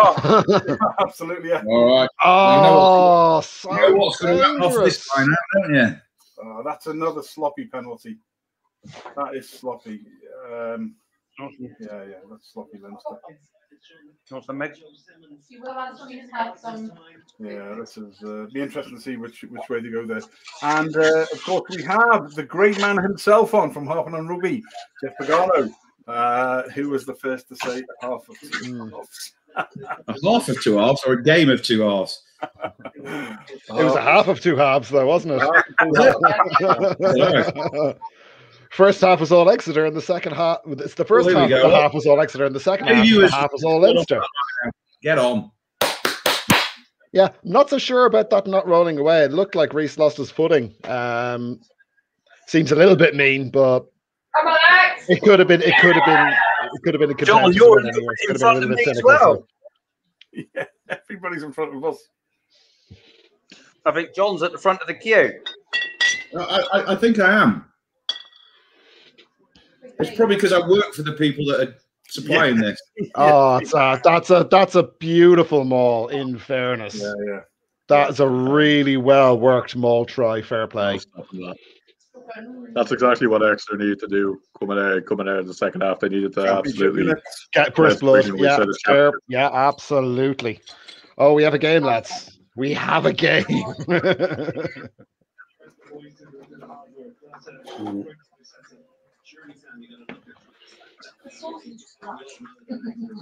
Yeah, that was very few teams do that to Leinster now, in fairness.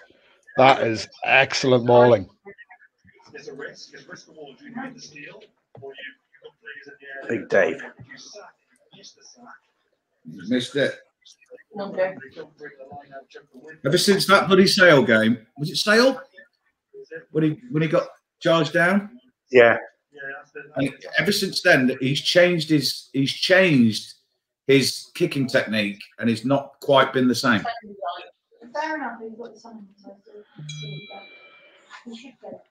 Changing your kicking technique does take time. It really does. Tune it in. It's so individual as well. Yeah.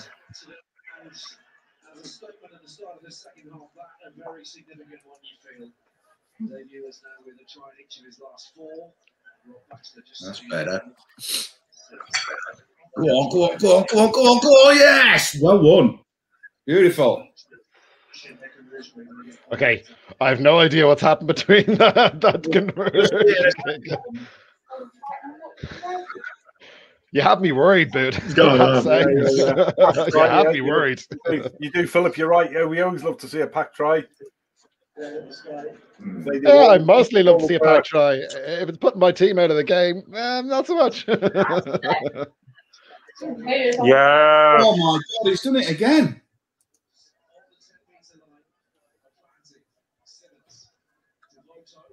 Well, Flaherty's on fire tonight. He is. Very good. Very good. Yeah. I've just seen the stats that they were showing there before that 55 so far. Defenders beaten, top of the Premiership this season. My wife says perhaps it's the skull cap that he's got on. Yeah. We got a smack on the head last week, didn't he? Go on, Flats! Oh, I don't like this. Give the chance, Hazel, would you? I don't like this at all.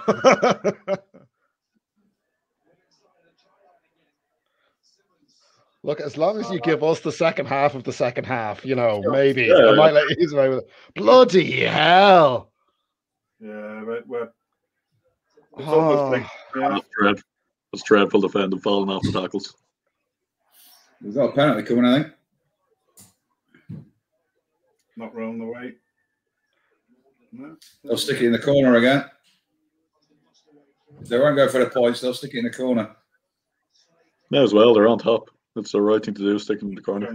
Always going for the points, I think. I would, in this case, absolutely go for the points. Yeah. If something comes unstuck and you're left still behind off the back of that, nah, take the lead, build it, take the confidence that comes from having the lead. Absolutely, every time. Well, they've come out firing again in this second half, haven't they? For sure. I had a feeling they would as well. So we've got two guests on this afternoon. We have watching us. We've got Patrick Curley. He might be known to you, Mike. He says top right looks fit. I think he's talking about you, Mike. Is that a mate of yours, or just maybe you're just a handsome chap, mate? And one of our am I top right? I'm top right, aren't I? Yeah. Exactly. Top right on my screen is Mike, but fine body of handsome men all round, I think, today. But Simon does say, Mike, what's on the pizza? Jalapenos, peppers, pepperoni, cheese, tomato. Pepperoni? Pepperoni. He means pepperoni. We all know what he means. That sounds. The jalapenos are a bit of a dangerous one. The jalapenos are a bit of a dangerous one. It's as hot as Tomo Flaherty's feet. Yeah. Look, you got to take chances if you want to win games, you know. That's the Women's Six Nations games just finished there. Ireland won 38-0 in the end. That was a fairly comprehensive, not quite the game this is, but good end. Just anyone who doesn't know, the Women's Six Nations, it's different this year. It's a bit like the Autumn Nations Cup. They're split into two groups of three, and you'll play the team in the other group who is in the corresponding spot. So if you top the group, you play the other top team. Come second, you play the other second team. If you come third, yeah, I got a bit confused earlier when I heard it. I think I heard it on the radio actually when they were saying about England could make it to the Six Nations final if they beat. And I thought, why? Surely they've changed the format, have they? They've just for this year, it seems they've made it into like the Autumn Nations Cup. They split the two groups of three, and if you top the group, you'll play the other top team. Come second, you play the other. So the two top teams will be in the final. Yeah, absolutely. I'd say England are favourites once again. England and France probably in the final. Yeah, absolutely. Two professional teams against amateur teams. I mean, it's always going to be. In fairness, the French women are semi-pro. Oh, okay. Tegan Sinata up Leinster. Good afternoon, and you're welcome to the show. Philip is on a liquid lunch over here. Like I said, bad day to be a cold beer. I tell you what, you've been learning one-liners from Dallin Stanford, mate. That's good. Although you did say before, through your English heritage, there was somewhere back up in the feed about that you were following Exeter. So I'm not sure that your MLR match will come now, mate. Oh, J-Lo, lovely. Yeah, good defensive tackle there. Mm-hmm.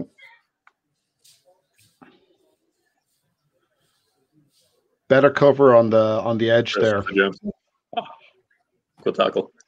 Yeah. It was a play to nothing. In fairness, the advantage was there, but it was certainly better read. And I was thinking they'd shore that up after the second quarter, the second half of the first half. Toner quite lucky there. He was a little bit isolated. He nearly got turned. But it's always enjoyable to watch a giraffe take the gap. I do like Devin Toner. He's always consistently been one of my favourite Irish players, you know, because he's a no-nonsense rugby player, isn't he? He just puts his head down and gets on with it, and you think, I wouldn't like to meet him in a dark alley. Yeah, no, he's the very definition of graft, and he's underappreciated for his ability in defensively. In open play, like obviously his advantages in the line out are obvious, but he very rarely loses ground in a tackle. Yeah, sounds like what you're saying there, Keno, is if you had been in the World Cup squad, Ireland definitely would have won the World Cup. That's what I'm taking away there. All I'm saying is it would have been more possible. Oh no, let's more not. Possible anyway. Let's not open those wounds again. Yeah. Okay, we're on the 50th minute now, 51st minute. Get back in front. Sails away. That looked a couple of metres forward, that long pass then. So there we go. Okay. That was definitely forward. It's ticky-tacky in the lead here. Absolutely. 1 point in it. Bookies went from 2 points Leinster to 1 point Leinster to 2 points Leinster. So there's really, like, if a bookie has it down for 2 points, they don't know. Yeah. They really don't know. Joel Williamson there saying that the pitch at Stanley Park is cutting up easily. John Dennison just talking about the Women's Six Nations final score. Ireland 45. 45, excuse me. 45-0. It's good. Philip saying from America saying that in the Pro 14 he roots for Connacht. Not a bad. We like the Westies. We've got a lot of friends across there. He's had a talent treasure. That was miles forward, that pass. Healy and Faraday went off there. I wonder Ed Byrne came on and Baird came on. Big game for Baird. This is a big game for him. And John Dennison. Great gains from Rocky there. Fed up of Mike eating pizza, so he's off to some beef rendang, which is traditional French cuisine, because that's where John lives out in France. We haven't even had time to talk about what the rest of us are having for dinner because it's been such a hectic game. It's a shame. Well, we need maybe a break in play. I got the next show out for 7, which starts at 7:40, where we'll be watching going live at 7:40 with Greg Galway and with Dave Topping, and we'll be covering Northampton Saints and Ulster in the Challenge Cup. 7:40 for an 8 p.m. kickoff. But we are here, Stanley Park, and we're joined by the lads from Leinster and from Exeter for backwards and forwards. Viewers on. They've brought Happy Harry's on. Brought Jack Vermeulen off. Oh, injured or sub? Sub. Oh, I have to say I would have thought that's a little bit early. Yeah. It's coming off. Yeah. Speaking of too early, it's completely too early to talk about who we want in the semi-finals. Exeter lads, who you'd rather play? Jack's coming off. Oh, Johnny's playing. Big Johnny. John and Mike, assuming you get through, assuming that if you guys win this match, who would you prefer to have in the semis out of the remaining teams? Who would it be? Yeah. I think probably the Rochelle, only because we thrashed them last year. Yeah, that'd be good. We could do it again, couldn't we? They look a different side this year. They really do. It's come together for them. Roger's got them ticking nicely. They just really put sail to the sword there. Oh, they took sail to the cleaners. They did, but sail, didn't play very well. You put La Rochelle against a decent team on their day. It'll test their mettle, yeah. It will test their mettle, and I think there are. I watched that game, and there are lots of little. What's the word I'm trying to look for? There are lots of little sort of gaps where they've got issues. So their defense isn't great. For instance, they've got who's the South African fella that plays on the wing there, number 11. I forgot his name now. I can't remember. He's I think he let a try through. He let a couple of guys get through. I don't even know why. I'm trying to watch this at the same time, and I don't even know why the TMO's looking at this, because that was not a deliberate knock on. No. He went to tackle him. No. The ball. Cheslin. Hold on, Gregor. Look, he went to tackle him. He threw the ball into his arm. He didn't even. I don't even know why. Sorry, I'm getting this now. Yeah, no, there's nothing. Not at all a deliberate knock-on. No. On attention. I think that this is entirely unnecessary. Yeah, I have to say what you're saying there is interesting. I also think that something that's underestimated is European pedigree. Like having experience of playing knockout rugby in Europe, let alone winning it, is key to be able to win games at that level. Yeah, I mean, don't get me wrong. You know, Ronan O'Gara's done a great job there at the minute, and he's got a team that they've said it themselves. They're building for the future, aren't they? You know, so yeah, it's probably good shout. Yeah, good shout at the teams left.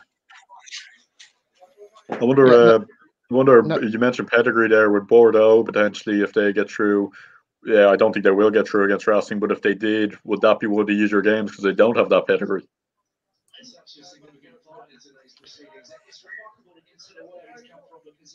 Sorry. Oh, sorry. Was that of me? Sorry. I was just talking. Sorry, that was to the floor. Oh, sorry. I was just saying Bordeaux. Yeah, Bordeaux again are another French side that don't really have a pedigree in Europe, and it might be a good shout. And in fact, they're not riding as high in the top 14, but that could be a double-edged sword too. You know, if you're second, maybe you might be thinking about the Bouclier more than the Heineken Cup.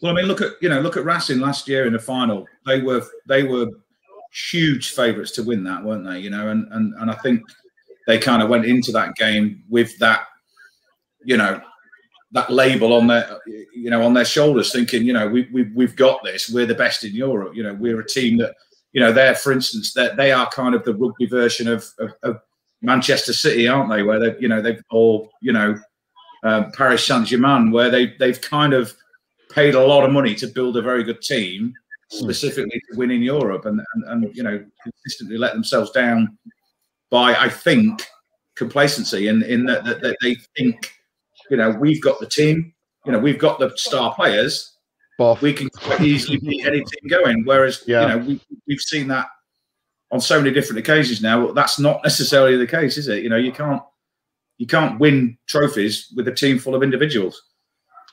I think you're right. You can bring in players of great experience and great ability and put together a team off the basis, but it's the putting together a team out of them that really counts. Yes. Toulon, for example, only worked because they were pulled together as a team. You're right, absolutely. Otherwise, you get 15 individuals. Nothing on the wings. Oh, I think we're about 30 seconds out from something happening. No, you're not. We've got a line out on our line, so you're freaking low again. Yeah, he's dangerous. He needs to sort his hairdo out. I'm not happy with that hair at all. I'm a bit jealous, to be honest. My balding bits here. In fact, I think, sorry, Gregor, when you were saying, I was wondering what you were saying about Chesney Calder before. You talking about Raymond Ruel from the winger, Mike, from Raymond Ruel, Ghanaian, from La Rochelle. In fact, Darren Sweetenham from Munster went to La Rochelle, didn't he? Yeah, he's gone on a loan. No, he's gone permanently now. Permanently now, isn't he? Yeah. Yeah. You know, it just says that how much he was probably underestimated, because someone like Ronan O'Gara brings him in from Munster. No.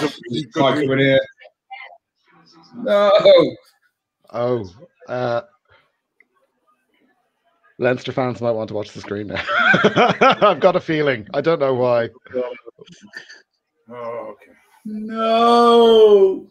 Oh, Baird. It was Baird. Baird got his hand to it. He was in touch. There he goes. They got a penalty coming anyway, but he was in touch then. I'm starting to associate Exeter fan sadness with my own happiness. Dude.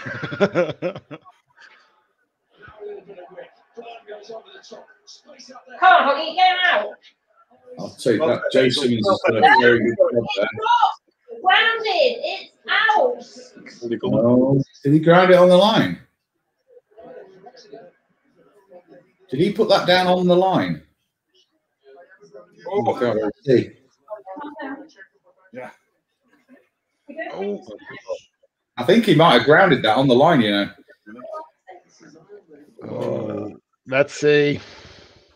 This should show us. Oh, I think that was out. Well, I don't know. they went to the angle afterwards for me. You might have got that. Here we go. Let's see. Oh, that's a try. No, he's giving Terms and that's a try. That's a try. Oh, 100%. Stonewall try. Margins. Absolute try. I think you needed that.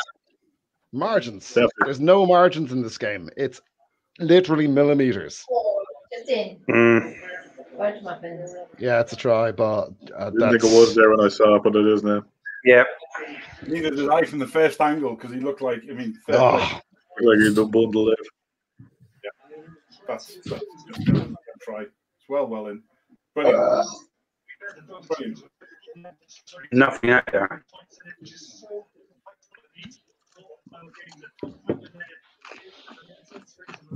Oh, Leo doesn't give anything away, does he? Yeah. It's like going in front of the president of a board for an interview or something, like, you know, or on MasterChef. Is that how you wanted to score the try? Did you spin out of that well enough? Does that come together for you as a total play? It doesn't give anything away.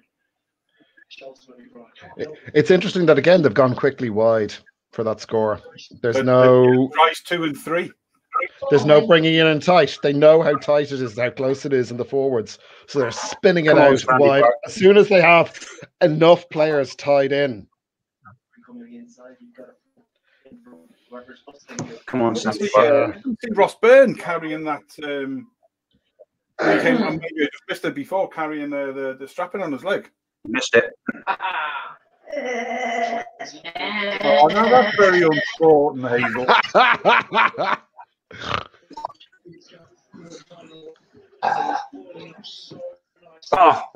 Jack Russell's on. Woohoo! Jack Russell's on. Well, yeah, but he's only just going to piddle all over the ball. You know, that's what Jack. As long as we're doing puns, someone mentioned the beef or dang earlier on. We may well have a tie in this match as well.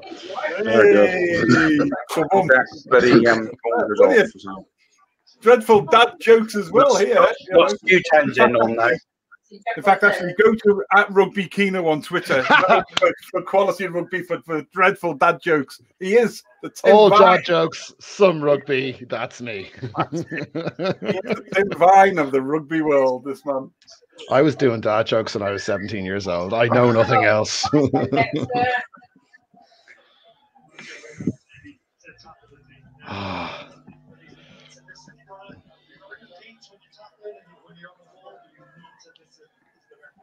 Oh, yes. I think that's a good point you made about Toulon, that it wasn't just a case of getting a bunch of really good players all together. It was a case of making a very good team, because you can get all these great players, but if they don't gel, if they don't complement each other, and they all wanted to win. You could see, I mean, it was a pain when they were winning 3 European Cups in a row. They were unbeatable for a while, but they all wanted those 3 stars. Whereas you've seen it done with other, particularly French teams. You've seen it done, it just hasn't worked because, you know, maybe they're already checked out. Maybe they're just taking the paycheck, and the players aren't necessarily, they're not playing for the club necessarily. And that's something Toulon, to their credit, did well. I was a big fan of Brian Habana, one of my earliest memories. Wasn't it Wilkinson who was there? I think he was. Yeah, I think he was really a key member in bringing together those elements to make it work. That was a great turnover by Exeter just then. Sorry, just coming across it now. That's very good. No right to win that turnover, but they did. They have definitely had the memo at halftime to watch the fringes, and they're certainly winning that battle in the middle of the field. So Leinster having to work a lot harder to draw the defenders in possession. And in that case, absolutely did not work. Interesting there, 60 minutes in, and penalties conceded, Exeter 10 and Leinster 7. It's a fair amount. What? It doesn't feel like 10-7. No, it doesn't. It doesn't.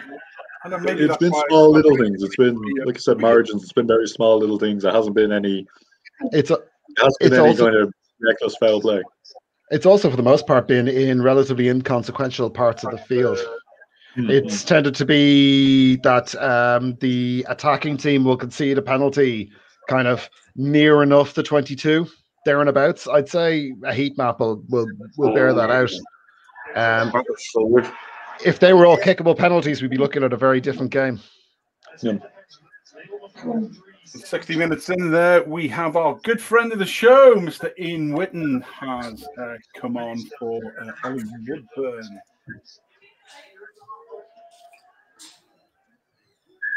I think it's Ollie Woodburn's gone off. I look forward. No, forward. What's happened there? Even yes. Yeah. That's unfortunate. That's unfortunate. Yeah. I think that was the first pass of the semi-finals. It was so forward. Now look, but it's not the fault of the man who's passing. It's the fault of the guy who's mistimed his run coming on. Yeah, he's already in front of him before he. You have to throw the pass and hope you get away with it at that point. Yeah. Gerald Williamson, now Leinster from here on. This is the moment to gain momentum. See, it's a one-score game with the best part 20 minutes to go. It's the last quarter. There's no sticking it up the jumper from here. You're joking me. Not a hope.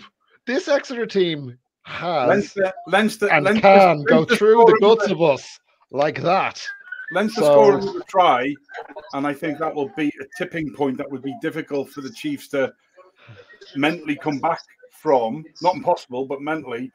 Exeter score again, then it's just like who can really raise their game the most. Yeah.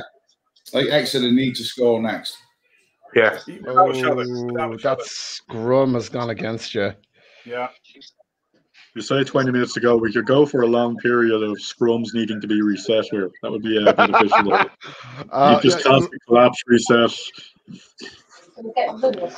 I know I would watch 20 minutes of reset scrums, but most people wouldn't. Most people wouldn't.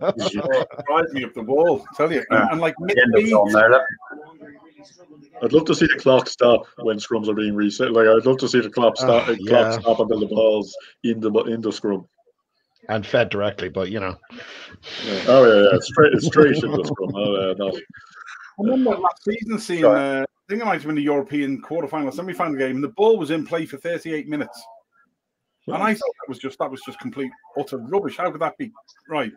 But the way it was, physically, constantly in play, I just want the game to set up a little bit. You know, I mean, I want hookers to do what they're meant to do, which is the ball to be fed in at 90 degrees and then to hook the ball. The name is in, you know. Unless there's another reason they're not telling us about. Yeah. That was nice from low back inside. Oh, here we go. Could be a card in. It's the little moments in attack on the wings. That's the difference between the sides at the moment. It feels like really. Oh, between the channels, there's not much in it. Really. Oh, again, he's looking down into that tackle, so that's a nothing ball. Yeah, but if initial contact is with the head, that is going to be a card. As well, because the first one in the first half wasn't a yellow card. That might mean this one's more likely to be a yellow card. Well, first contact in the first one wasn't. It was shoulder was in and it was fine, and then the arm came around and happened to get him in the head. But I think in this case, even with reduction in height, it's going to be. No, he hasn't made contact with him. I haven't seen the replay yet. I'm way behind. No, I only saw it real time. His head hit his chest. And he wrapped his arms, so his arm flipped up again, same as the first one. Was there a significant reduction in height? I only seen the replay once so far. So penalty at best. Like yeah. So I've turned off BT into sound entirely, so I have no idea what anyone's saying. Yeah, just penalty only. Yeah, I'm happy enough with that. That's once I saw the replay. Yeah, there is a significant reduction in height as well. So yeah, no, absolutely no complaints about that. It's his chest and spins him round, and that's why his arm goes up. They need the extra again. I'd say he's a little bit lucky because he is very upright in that tackle. But no, I'm absolutely no complaints about the call, the way that the contact went, but it could have been a lot worse. So, 5 minutes in this quarterfinal, live from Sandy Park. Well, live for us at different time zones. Irish Isles, have to quantify that. Leinster have a penalty. Can the replacement 10, Ross Byrne, playing the 22 today. Johnny Sexton went off before. Can he put 3 points on? If he can't get that, he wants to give up rugby. Look, no kick is a gimme. Not at all. I mean, very, very, very, very, very, very likely, but not a gimme. So, yeah, no, that was pretty. There's no Sandy Park win today. Yeah, no, thankfully. And I can hear something on Mike's TV, which gives me hope. Yeah, I could hear the rising quickly. But the artificial cheers. Non-partisan Shep is just remaining aloof. Yeah, it means nothing to you other than another rugby incident. Nothing to me or our friends. It means nothing to me or our friends. That's a tough. 9 points now is a tough. It's not undoable. Coffeedog.ie bringing you today's first live. Go to coffeedog.ie. Left-hand side, click on Chef's Blend. It's the only one that's got its own page, and you too can have the best coffee in the world and wake up with Chef. Why wouldn't you? Calm down now, ladies and gents. Exeter absolutely need the next score now. We've got a penalty coming. It's doubtless. So I think a little bit of magic might be needed to get this one across, because I can't see a huge change in play from here. Kicking it out in the full will certainly help. I was looking back there at Exeter's first season. I was looking back there at Exeter's first season in the Champions Cup, and didn't realise it was the very first game was actually against Leinster, the 9-6. That was the year Leinster went into the Challenge Cup and won the Amlin Challenge, as it was known. But looking at the Exeter missed 2 penalties that day, it was 9-6. Leinster missed 2 penalties. Not quite the classic this one was, but it was Exeter. Exeter, it's considering it was their first time in the Champions. When you said Champions League, Champions Cup, it was a good showing for them. So penalty advantage not rolling away here. I'll allow you to use the box kick word, or even say the word scrum half. I'm gonna have to wash my mouth out in a minute. Because challenge Amlin Cup, we're getting awfully close to the M word, aren't we? And that's just a line in the sand, guys. You know, anything you want, but we don't refer to that. We rewrite history over the M word. Go on, boys. Come on. They've gone for the corner, surely, yeah? Come on. Oh, what? Come on, I really don't know what to make of the next minute of my life. Big day. There we go. I'll come back to you, Philip. Oh, here we go. That maul was devastating last time. Gone for the strike runner option this time. Oh. No, God! What's happening, John? Bloody hell. Well, they were a metre out, and now they're 10 metres out. But they've still got... Look at that bomb backwards then. Yeah, that was close. Driving. Were they forcing a little bit on the line there? Well, we've got penalty advantage going, so. Yeah. Henry Slater. Oh. Off the back of that maul, they were right on the line. Maybe there was lacking a little bit of patience. Composure. And I can understand why, but... Oh, they brought Ian Whitton on. Looks like that. Yeah, about 8-10 minutes ago, mate. Oh, sorry, I missed that one. I find I miss players being subbed on all the time now, and I was like, oh, he's on. When did that happen? I miss it all the time. Yeah, all the time. Go. Come on, boys. Come on, you're good at this. There's the penalty advantage. It's a block. No, come on. Come on, lads. I know you got an advantage for it. What?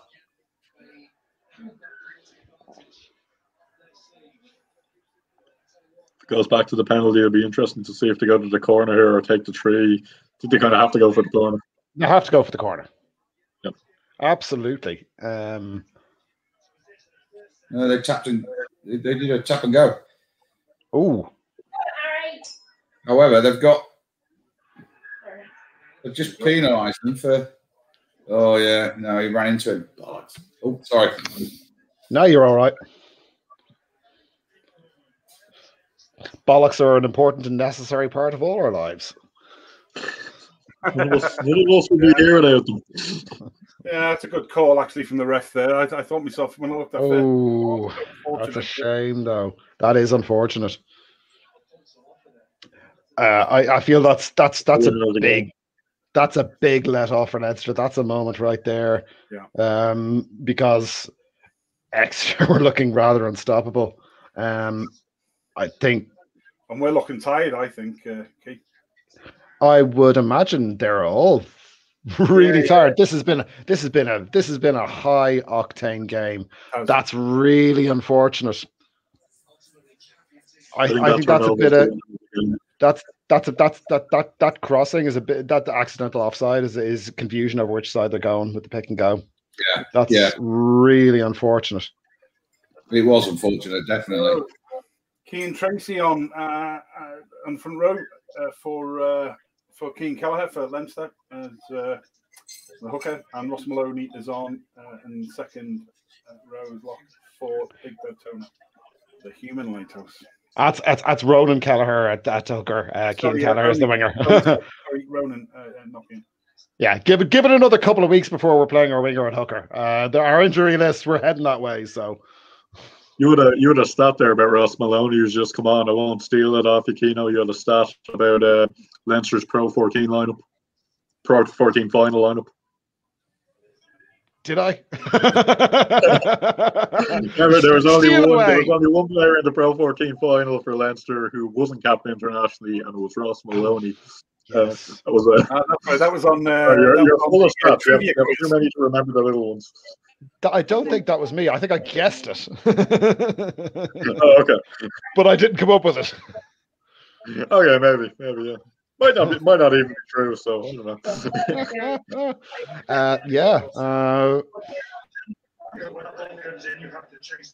Yeah, Ross Maloney, much underappreciated player. Like he really has been solid for us in the second row, all throughout the regular season. He's a good operator, but he just doesn't seem to have those flash in the pan moments that attract the attention that you want, even in the second row.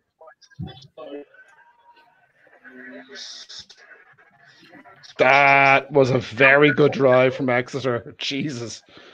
We were very lucky to get that ball. If we hadn't been going to get that ball out quickly, we would have been in a huge trouble.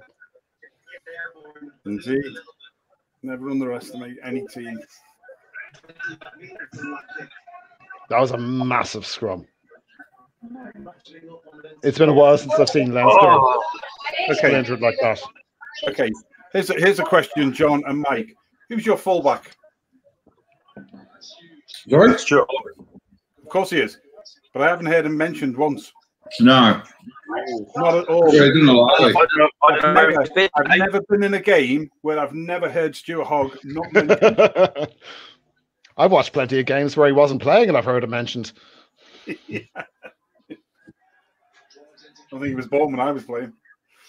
Yeah, no, I think it was very sensible of Leinster not to kick the Hogg.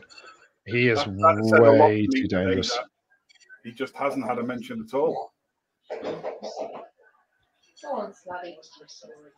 Well, if you've got a fullback that's not being kicked to. True. I don't think Stuart's got out of breath tonight, has he? No. Oh, come on. Yeah, no, Leinster have very much parked the bus here. It's quite apparent that it is boot and bollock. It's how it's excuse me. It's what we have, we hold. Yeah, absolutely. It's There's a lot of pressure. There's a lot of pressure being applied, and I think it's going to give at some point, but I think it'll be too late. Well, I think that's the plan. They know it's too long to hold out entirely, but if they can just, because of the score differential, if they can hold out long enough, that would be the game. Yeah. And that's championship rugby. It's just about stopping Exeter scoring in kind of the next 3 minutes. Oh. And as if by magic, he's sure to appear. Bless him.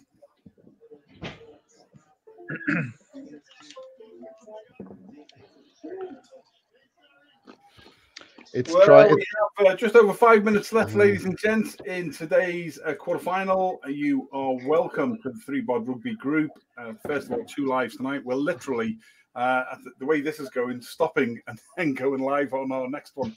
But we are joined today by the guys from Leinster and from Exeter. A thoroughly great game of cup rugby for me. Nip and tuck backwards and forwards. And with 5 minutes, 5.5 minutes left, anything could still happen in this. I don't think there's anything out of the water yet for either side, to be fair. Oh my word, he just beat it. Yeah. One breakaway moment here, and oh, okay. Oh, is that the head-to-head, is it? We've played Leinster 4 times and lost 4 times. I didn't know that. Yeah, I think I had a head-to-head up there before. There we go. There's a head-to-head on previous goes. 12 tries to 9. Oh no, I think this. Yep. 9 tries to 12. If you want to read it, the Leinster side first, but there we go. Excellent.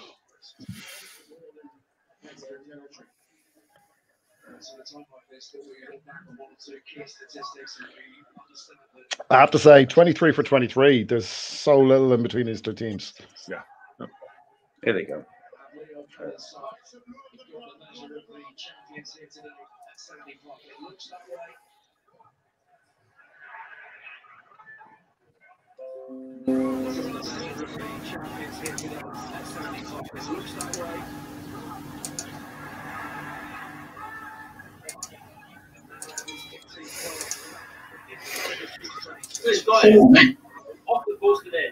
Oh, it went in the end.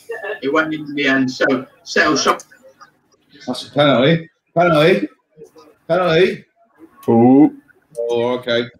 Turnover ball then. That'll do.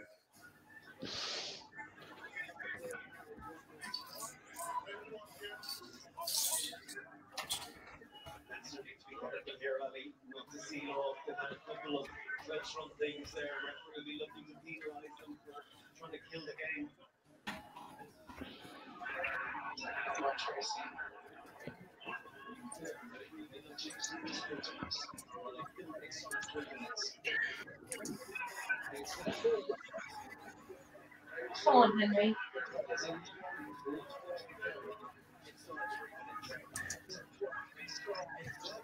That's great counter-rucking. You're right. That's really good. Really, real really star good. for the future. A real star for the future. You know, is That's true. What? Oh, he's been Byrne's been good since he's small. They say Johnny Sexton, but I think out there. Ross Brand. Yeah, he has. Yeah. Ross Brand is equally good. Well done to that. You won this. Definitely. Star of the match.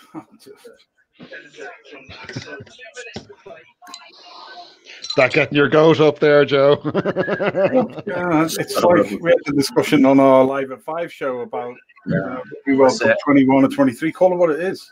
But star of the match is also a branding opportunity because Heineken's symbol is a star. Star. I get that. Very good. Great. Yeah. Never attribute to wokeness what you can attribute to marketing instead. That's true. Great turnover, but that's great. Cheap and cheesy and cheerful, but there you go. Never miss an opportunity. Today's show brought to you by Chef's Blend, only from coffeedog.ie. If you want to wake up with Chef, go to coffeedog.ie and click on Chef's Blend, and you can get an invitation of me to wake up with in the morning. Why wouldn't you? There you go, Leinster. Well done. Joe, can I ask you, Joe, who was your coffee dog of the match, Joe? Who was your coffee dog of the match?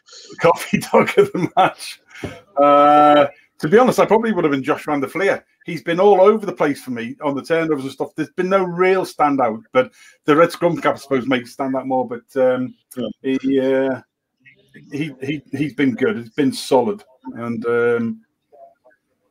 okay, I'm going to go against the grain here. And my person of the match is going to be O'Flaherty. Like, he has been exceptional in this game. Head and shoulders above any other player on the pitch for me. Not quieter in the second half, but you can understand why he's the leading defenders beaten in the Premiership. Oh, for sure. Like, you cannot imagine a team who wouldn't have him on their side, you know? There we go. Which is really what you want to look for in a player. He's got everything you want. He's evasive, he's physical, and he's well able to find the try line. I wouldn't mind having him at Leinster, that's for sure. Yeah, absolutely. Very impressive player. Don't worry though, no plans. Well done, Leinster. What to ask there? What do you think of Rory O'Loughlin the rest of the game? We pointed out he made a few mistakes early on. What did you think of him for the rest of the game? Didn't really stand out for me that much, to be honest, mate. Obviously, notwithstanding the mistakes, things once he got settled into it, but it didn't. That's why if I'm honest, I'm a little bit surprised that Robbie got man of the match. Star of the match. There was a lot of shoring up to do in the centres, and I think Rory Loughlin certainly improved upon his issues at the start of the match and did what needed to be done in the centre. I think this will be a good game for us. Bear in mind, we didn't have a game last week, and I think this will have sharpened up a bit of reality about where we are, especially against the French sides. Here we go. Red seconds. They've scored again. And as if by magic. Oh my God! Do you think he's happy? Just giving up on them. No. Yeah. That's an unfortunate loss. That's really not fair. Yeah. That's highly unfair. I would have thought, actually, to be honest, that another Exeter try there would have been fair. And would have been a closer reflection of the game. That doesn't reflect the real ebb and flow of the game at all. You were watching the ref there. I'm not sure what they were complaining about. I think it was the. Yeah, so they've tackled him off the ball. So.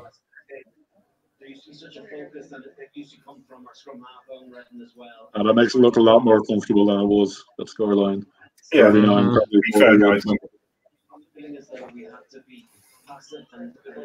they're going to disallow the try. Let's see the replay. Who got tackled off the ball?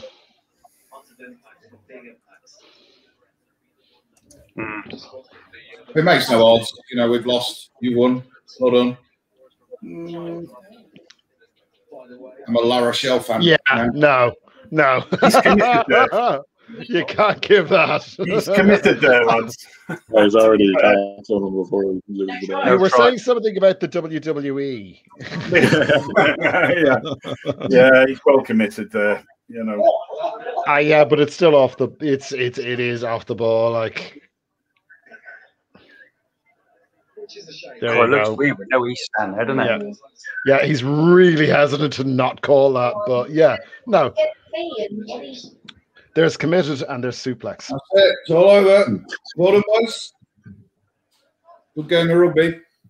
It was, lads. Absolutely. Look, Whoa! Yeah. So there we are. It's still playing. The last couple of seconds in here for me. Gerald Williamson has been a team effort. Last couple of seconds. It's a penalty. They're going to the line. Well, absolutely. There could be a try in this yet. Well, I mean, it's over, but it's not over. By the time this finishes, we'll get about 3 minutes for a wrap up before we have to sort of log out and have to log in for the next one. So, but there we go. Well done, Leinster. Well done, Leinster. Game over. There we go. Game over. So, ladies and gentlemen, thank you for there listen. you go. Dave Toppin, who's on our show in about 2 minutes' time. Beautiful suplex angle. Lads, very, very quickly, John, your initial thoughts, mate, or your final thoughts. I don't think the scoreline reflected how close the game was, to be honest with you. And it was a very close and very evenly matched game. And I think Exeter came out in the second half firing, but the Leinster boys, to their credit, they kind of absorbed that initial sort of 10 minutes. The first 10 minutes of the second half, they absorbed that initial kind of onslaught, and I think it just knocked the wind out of Exeter, to be honest with you. So a very, very, very entertaining game, and this is what I like about rugby, is that you can watch. You can watch two very different teams or two very similar teams and have two completely different games of rugby, and that's the beauty of it. And that's why I love this game, to be honest with you. Good man. What will you be writing up on Post to Post Sport about? Probably League of Ireland or Women's National League, because that's all we seem to do actually. But I will hope to get a rugby article out there. We haven't done great in our rugby content recently, but look, I think it was just Exeter didn't know what to do with themselves, and they won the game, kind of let Leinster back into it. I think we talked about it there, the game of 4 quarters, whatever you want to call it, but Leinster were probably better when they were on top than Exeter were when they were on top in terms of taking chances. Exeter are very unfortunate. I think when you look back on the records and see that they went out in the quarterfinals this year, that's maybe going to be a bit misleading to how good Exeter were today. This would have been worthy of a final. Look, Leinster, like Keno said, it's probably going to be good for Leinster next week because hopefully needed a tough game, and whoever was playing the semi-finals, I think we'll be up for it. I don't think it'll be more difficult than this. Absolutely. Good man. I was just looking at that. Obviously, La Rochelle beating Stales today 45-21. Leinster through, and then we've got Bordeaux and Racing and Clermont Toulouse. So we'll have 3 French and then Irish. No Premiership teams. Mike, your final thoughts, mate? Gutted. Absolutely gutted. But the better team won. They come out on that second half better form than Exeter. 20 minutes. My wife just said that they were on the better form after 20 minutes, but they come out in the second half better than they did on the first half, even though we got the first try in the second half. But hey, not a problem. We'll go again next year. We'll go again, and we'll hopefully now they'll concentrate on the Prem. Yeah, absolutely. And to finish us off, Cian. Yeah, it was a quality game of rugby. There was two, like John said, it was 2 teams of a similar style going head to head. So the fine margins of tactical choice were really what decided it. I think that maybe there might be a little bit of regret for Exeter, maybe not targeting our wings with kicks more. Maybe it's not the style that they're particularly comfortable with playing. I don't know, but I honestly think that there was more gains for them to be made there than they ended up doing. But it was a hell of a game of rugby. It was incredibly physical. Like I really felt the vibrations coming off the screen of that game. And I have to say, I think Exeter actually did very little wrong in that game. I think their execution was good for the most part. I think there was just that little bit too many few little moments that went the wrong way for them, Yeah. and that's just the game. Like, there's a randomness you can't take out of it, and I think that's what did for them in the end. To be honest, I think the bookies were right. There was nothing more than 1 or 2 points in this game. I think the scoreline was flattering, and I certainly hope Exeter go ahead and do what they should do in the Premiership and take it home. Yeah, absolutely. Thank you. Good. Yeah. Well, there we go. That is another fantastic live session from. I'm trying to find my back and switching between two. It's telling me. You get messages. It's telling me that my next live show is due to start in 3 minutes. There we go. Better shoot off to John and Mike, Kieran and Kian. Thanks very, very, very, very much indeed for joining us today. It's been a real pleasure, guys. I'm glad we've made the connection. Keep in touch.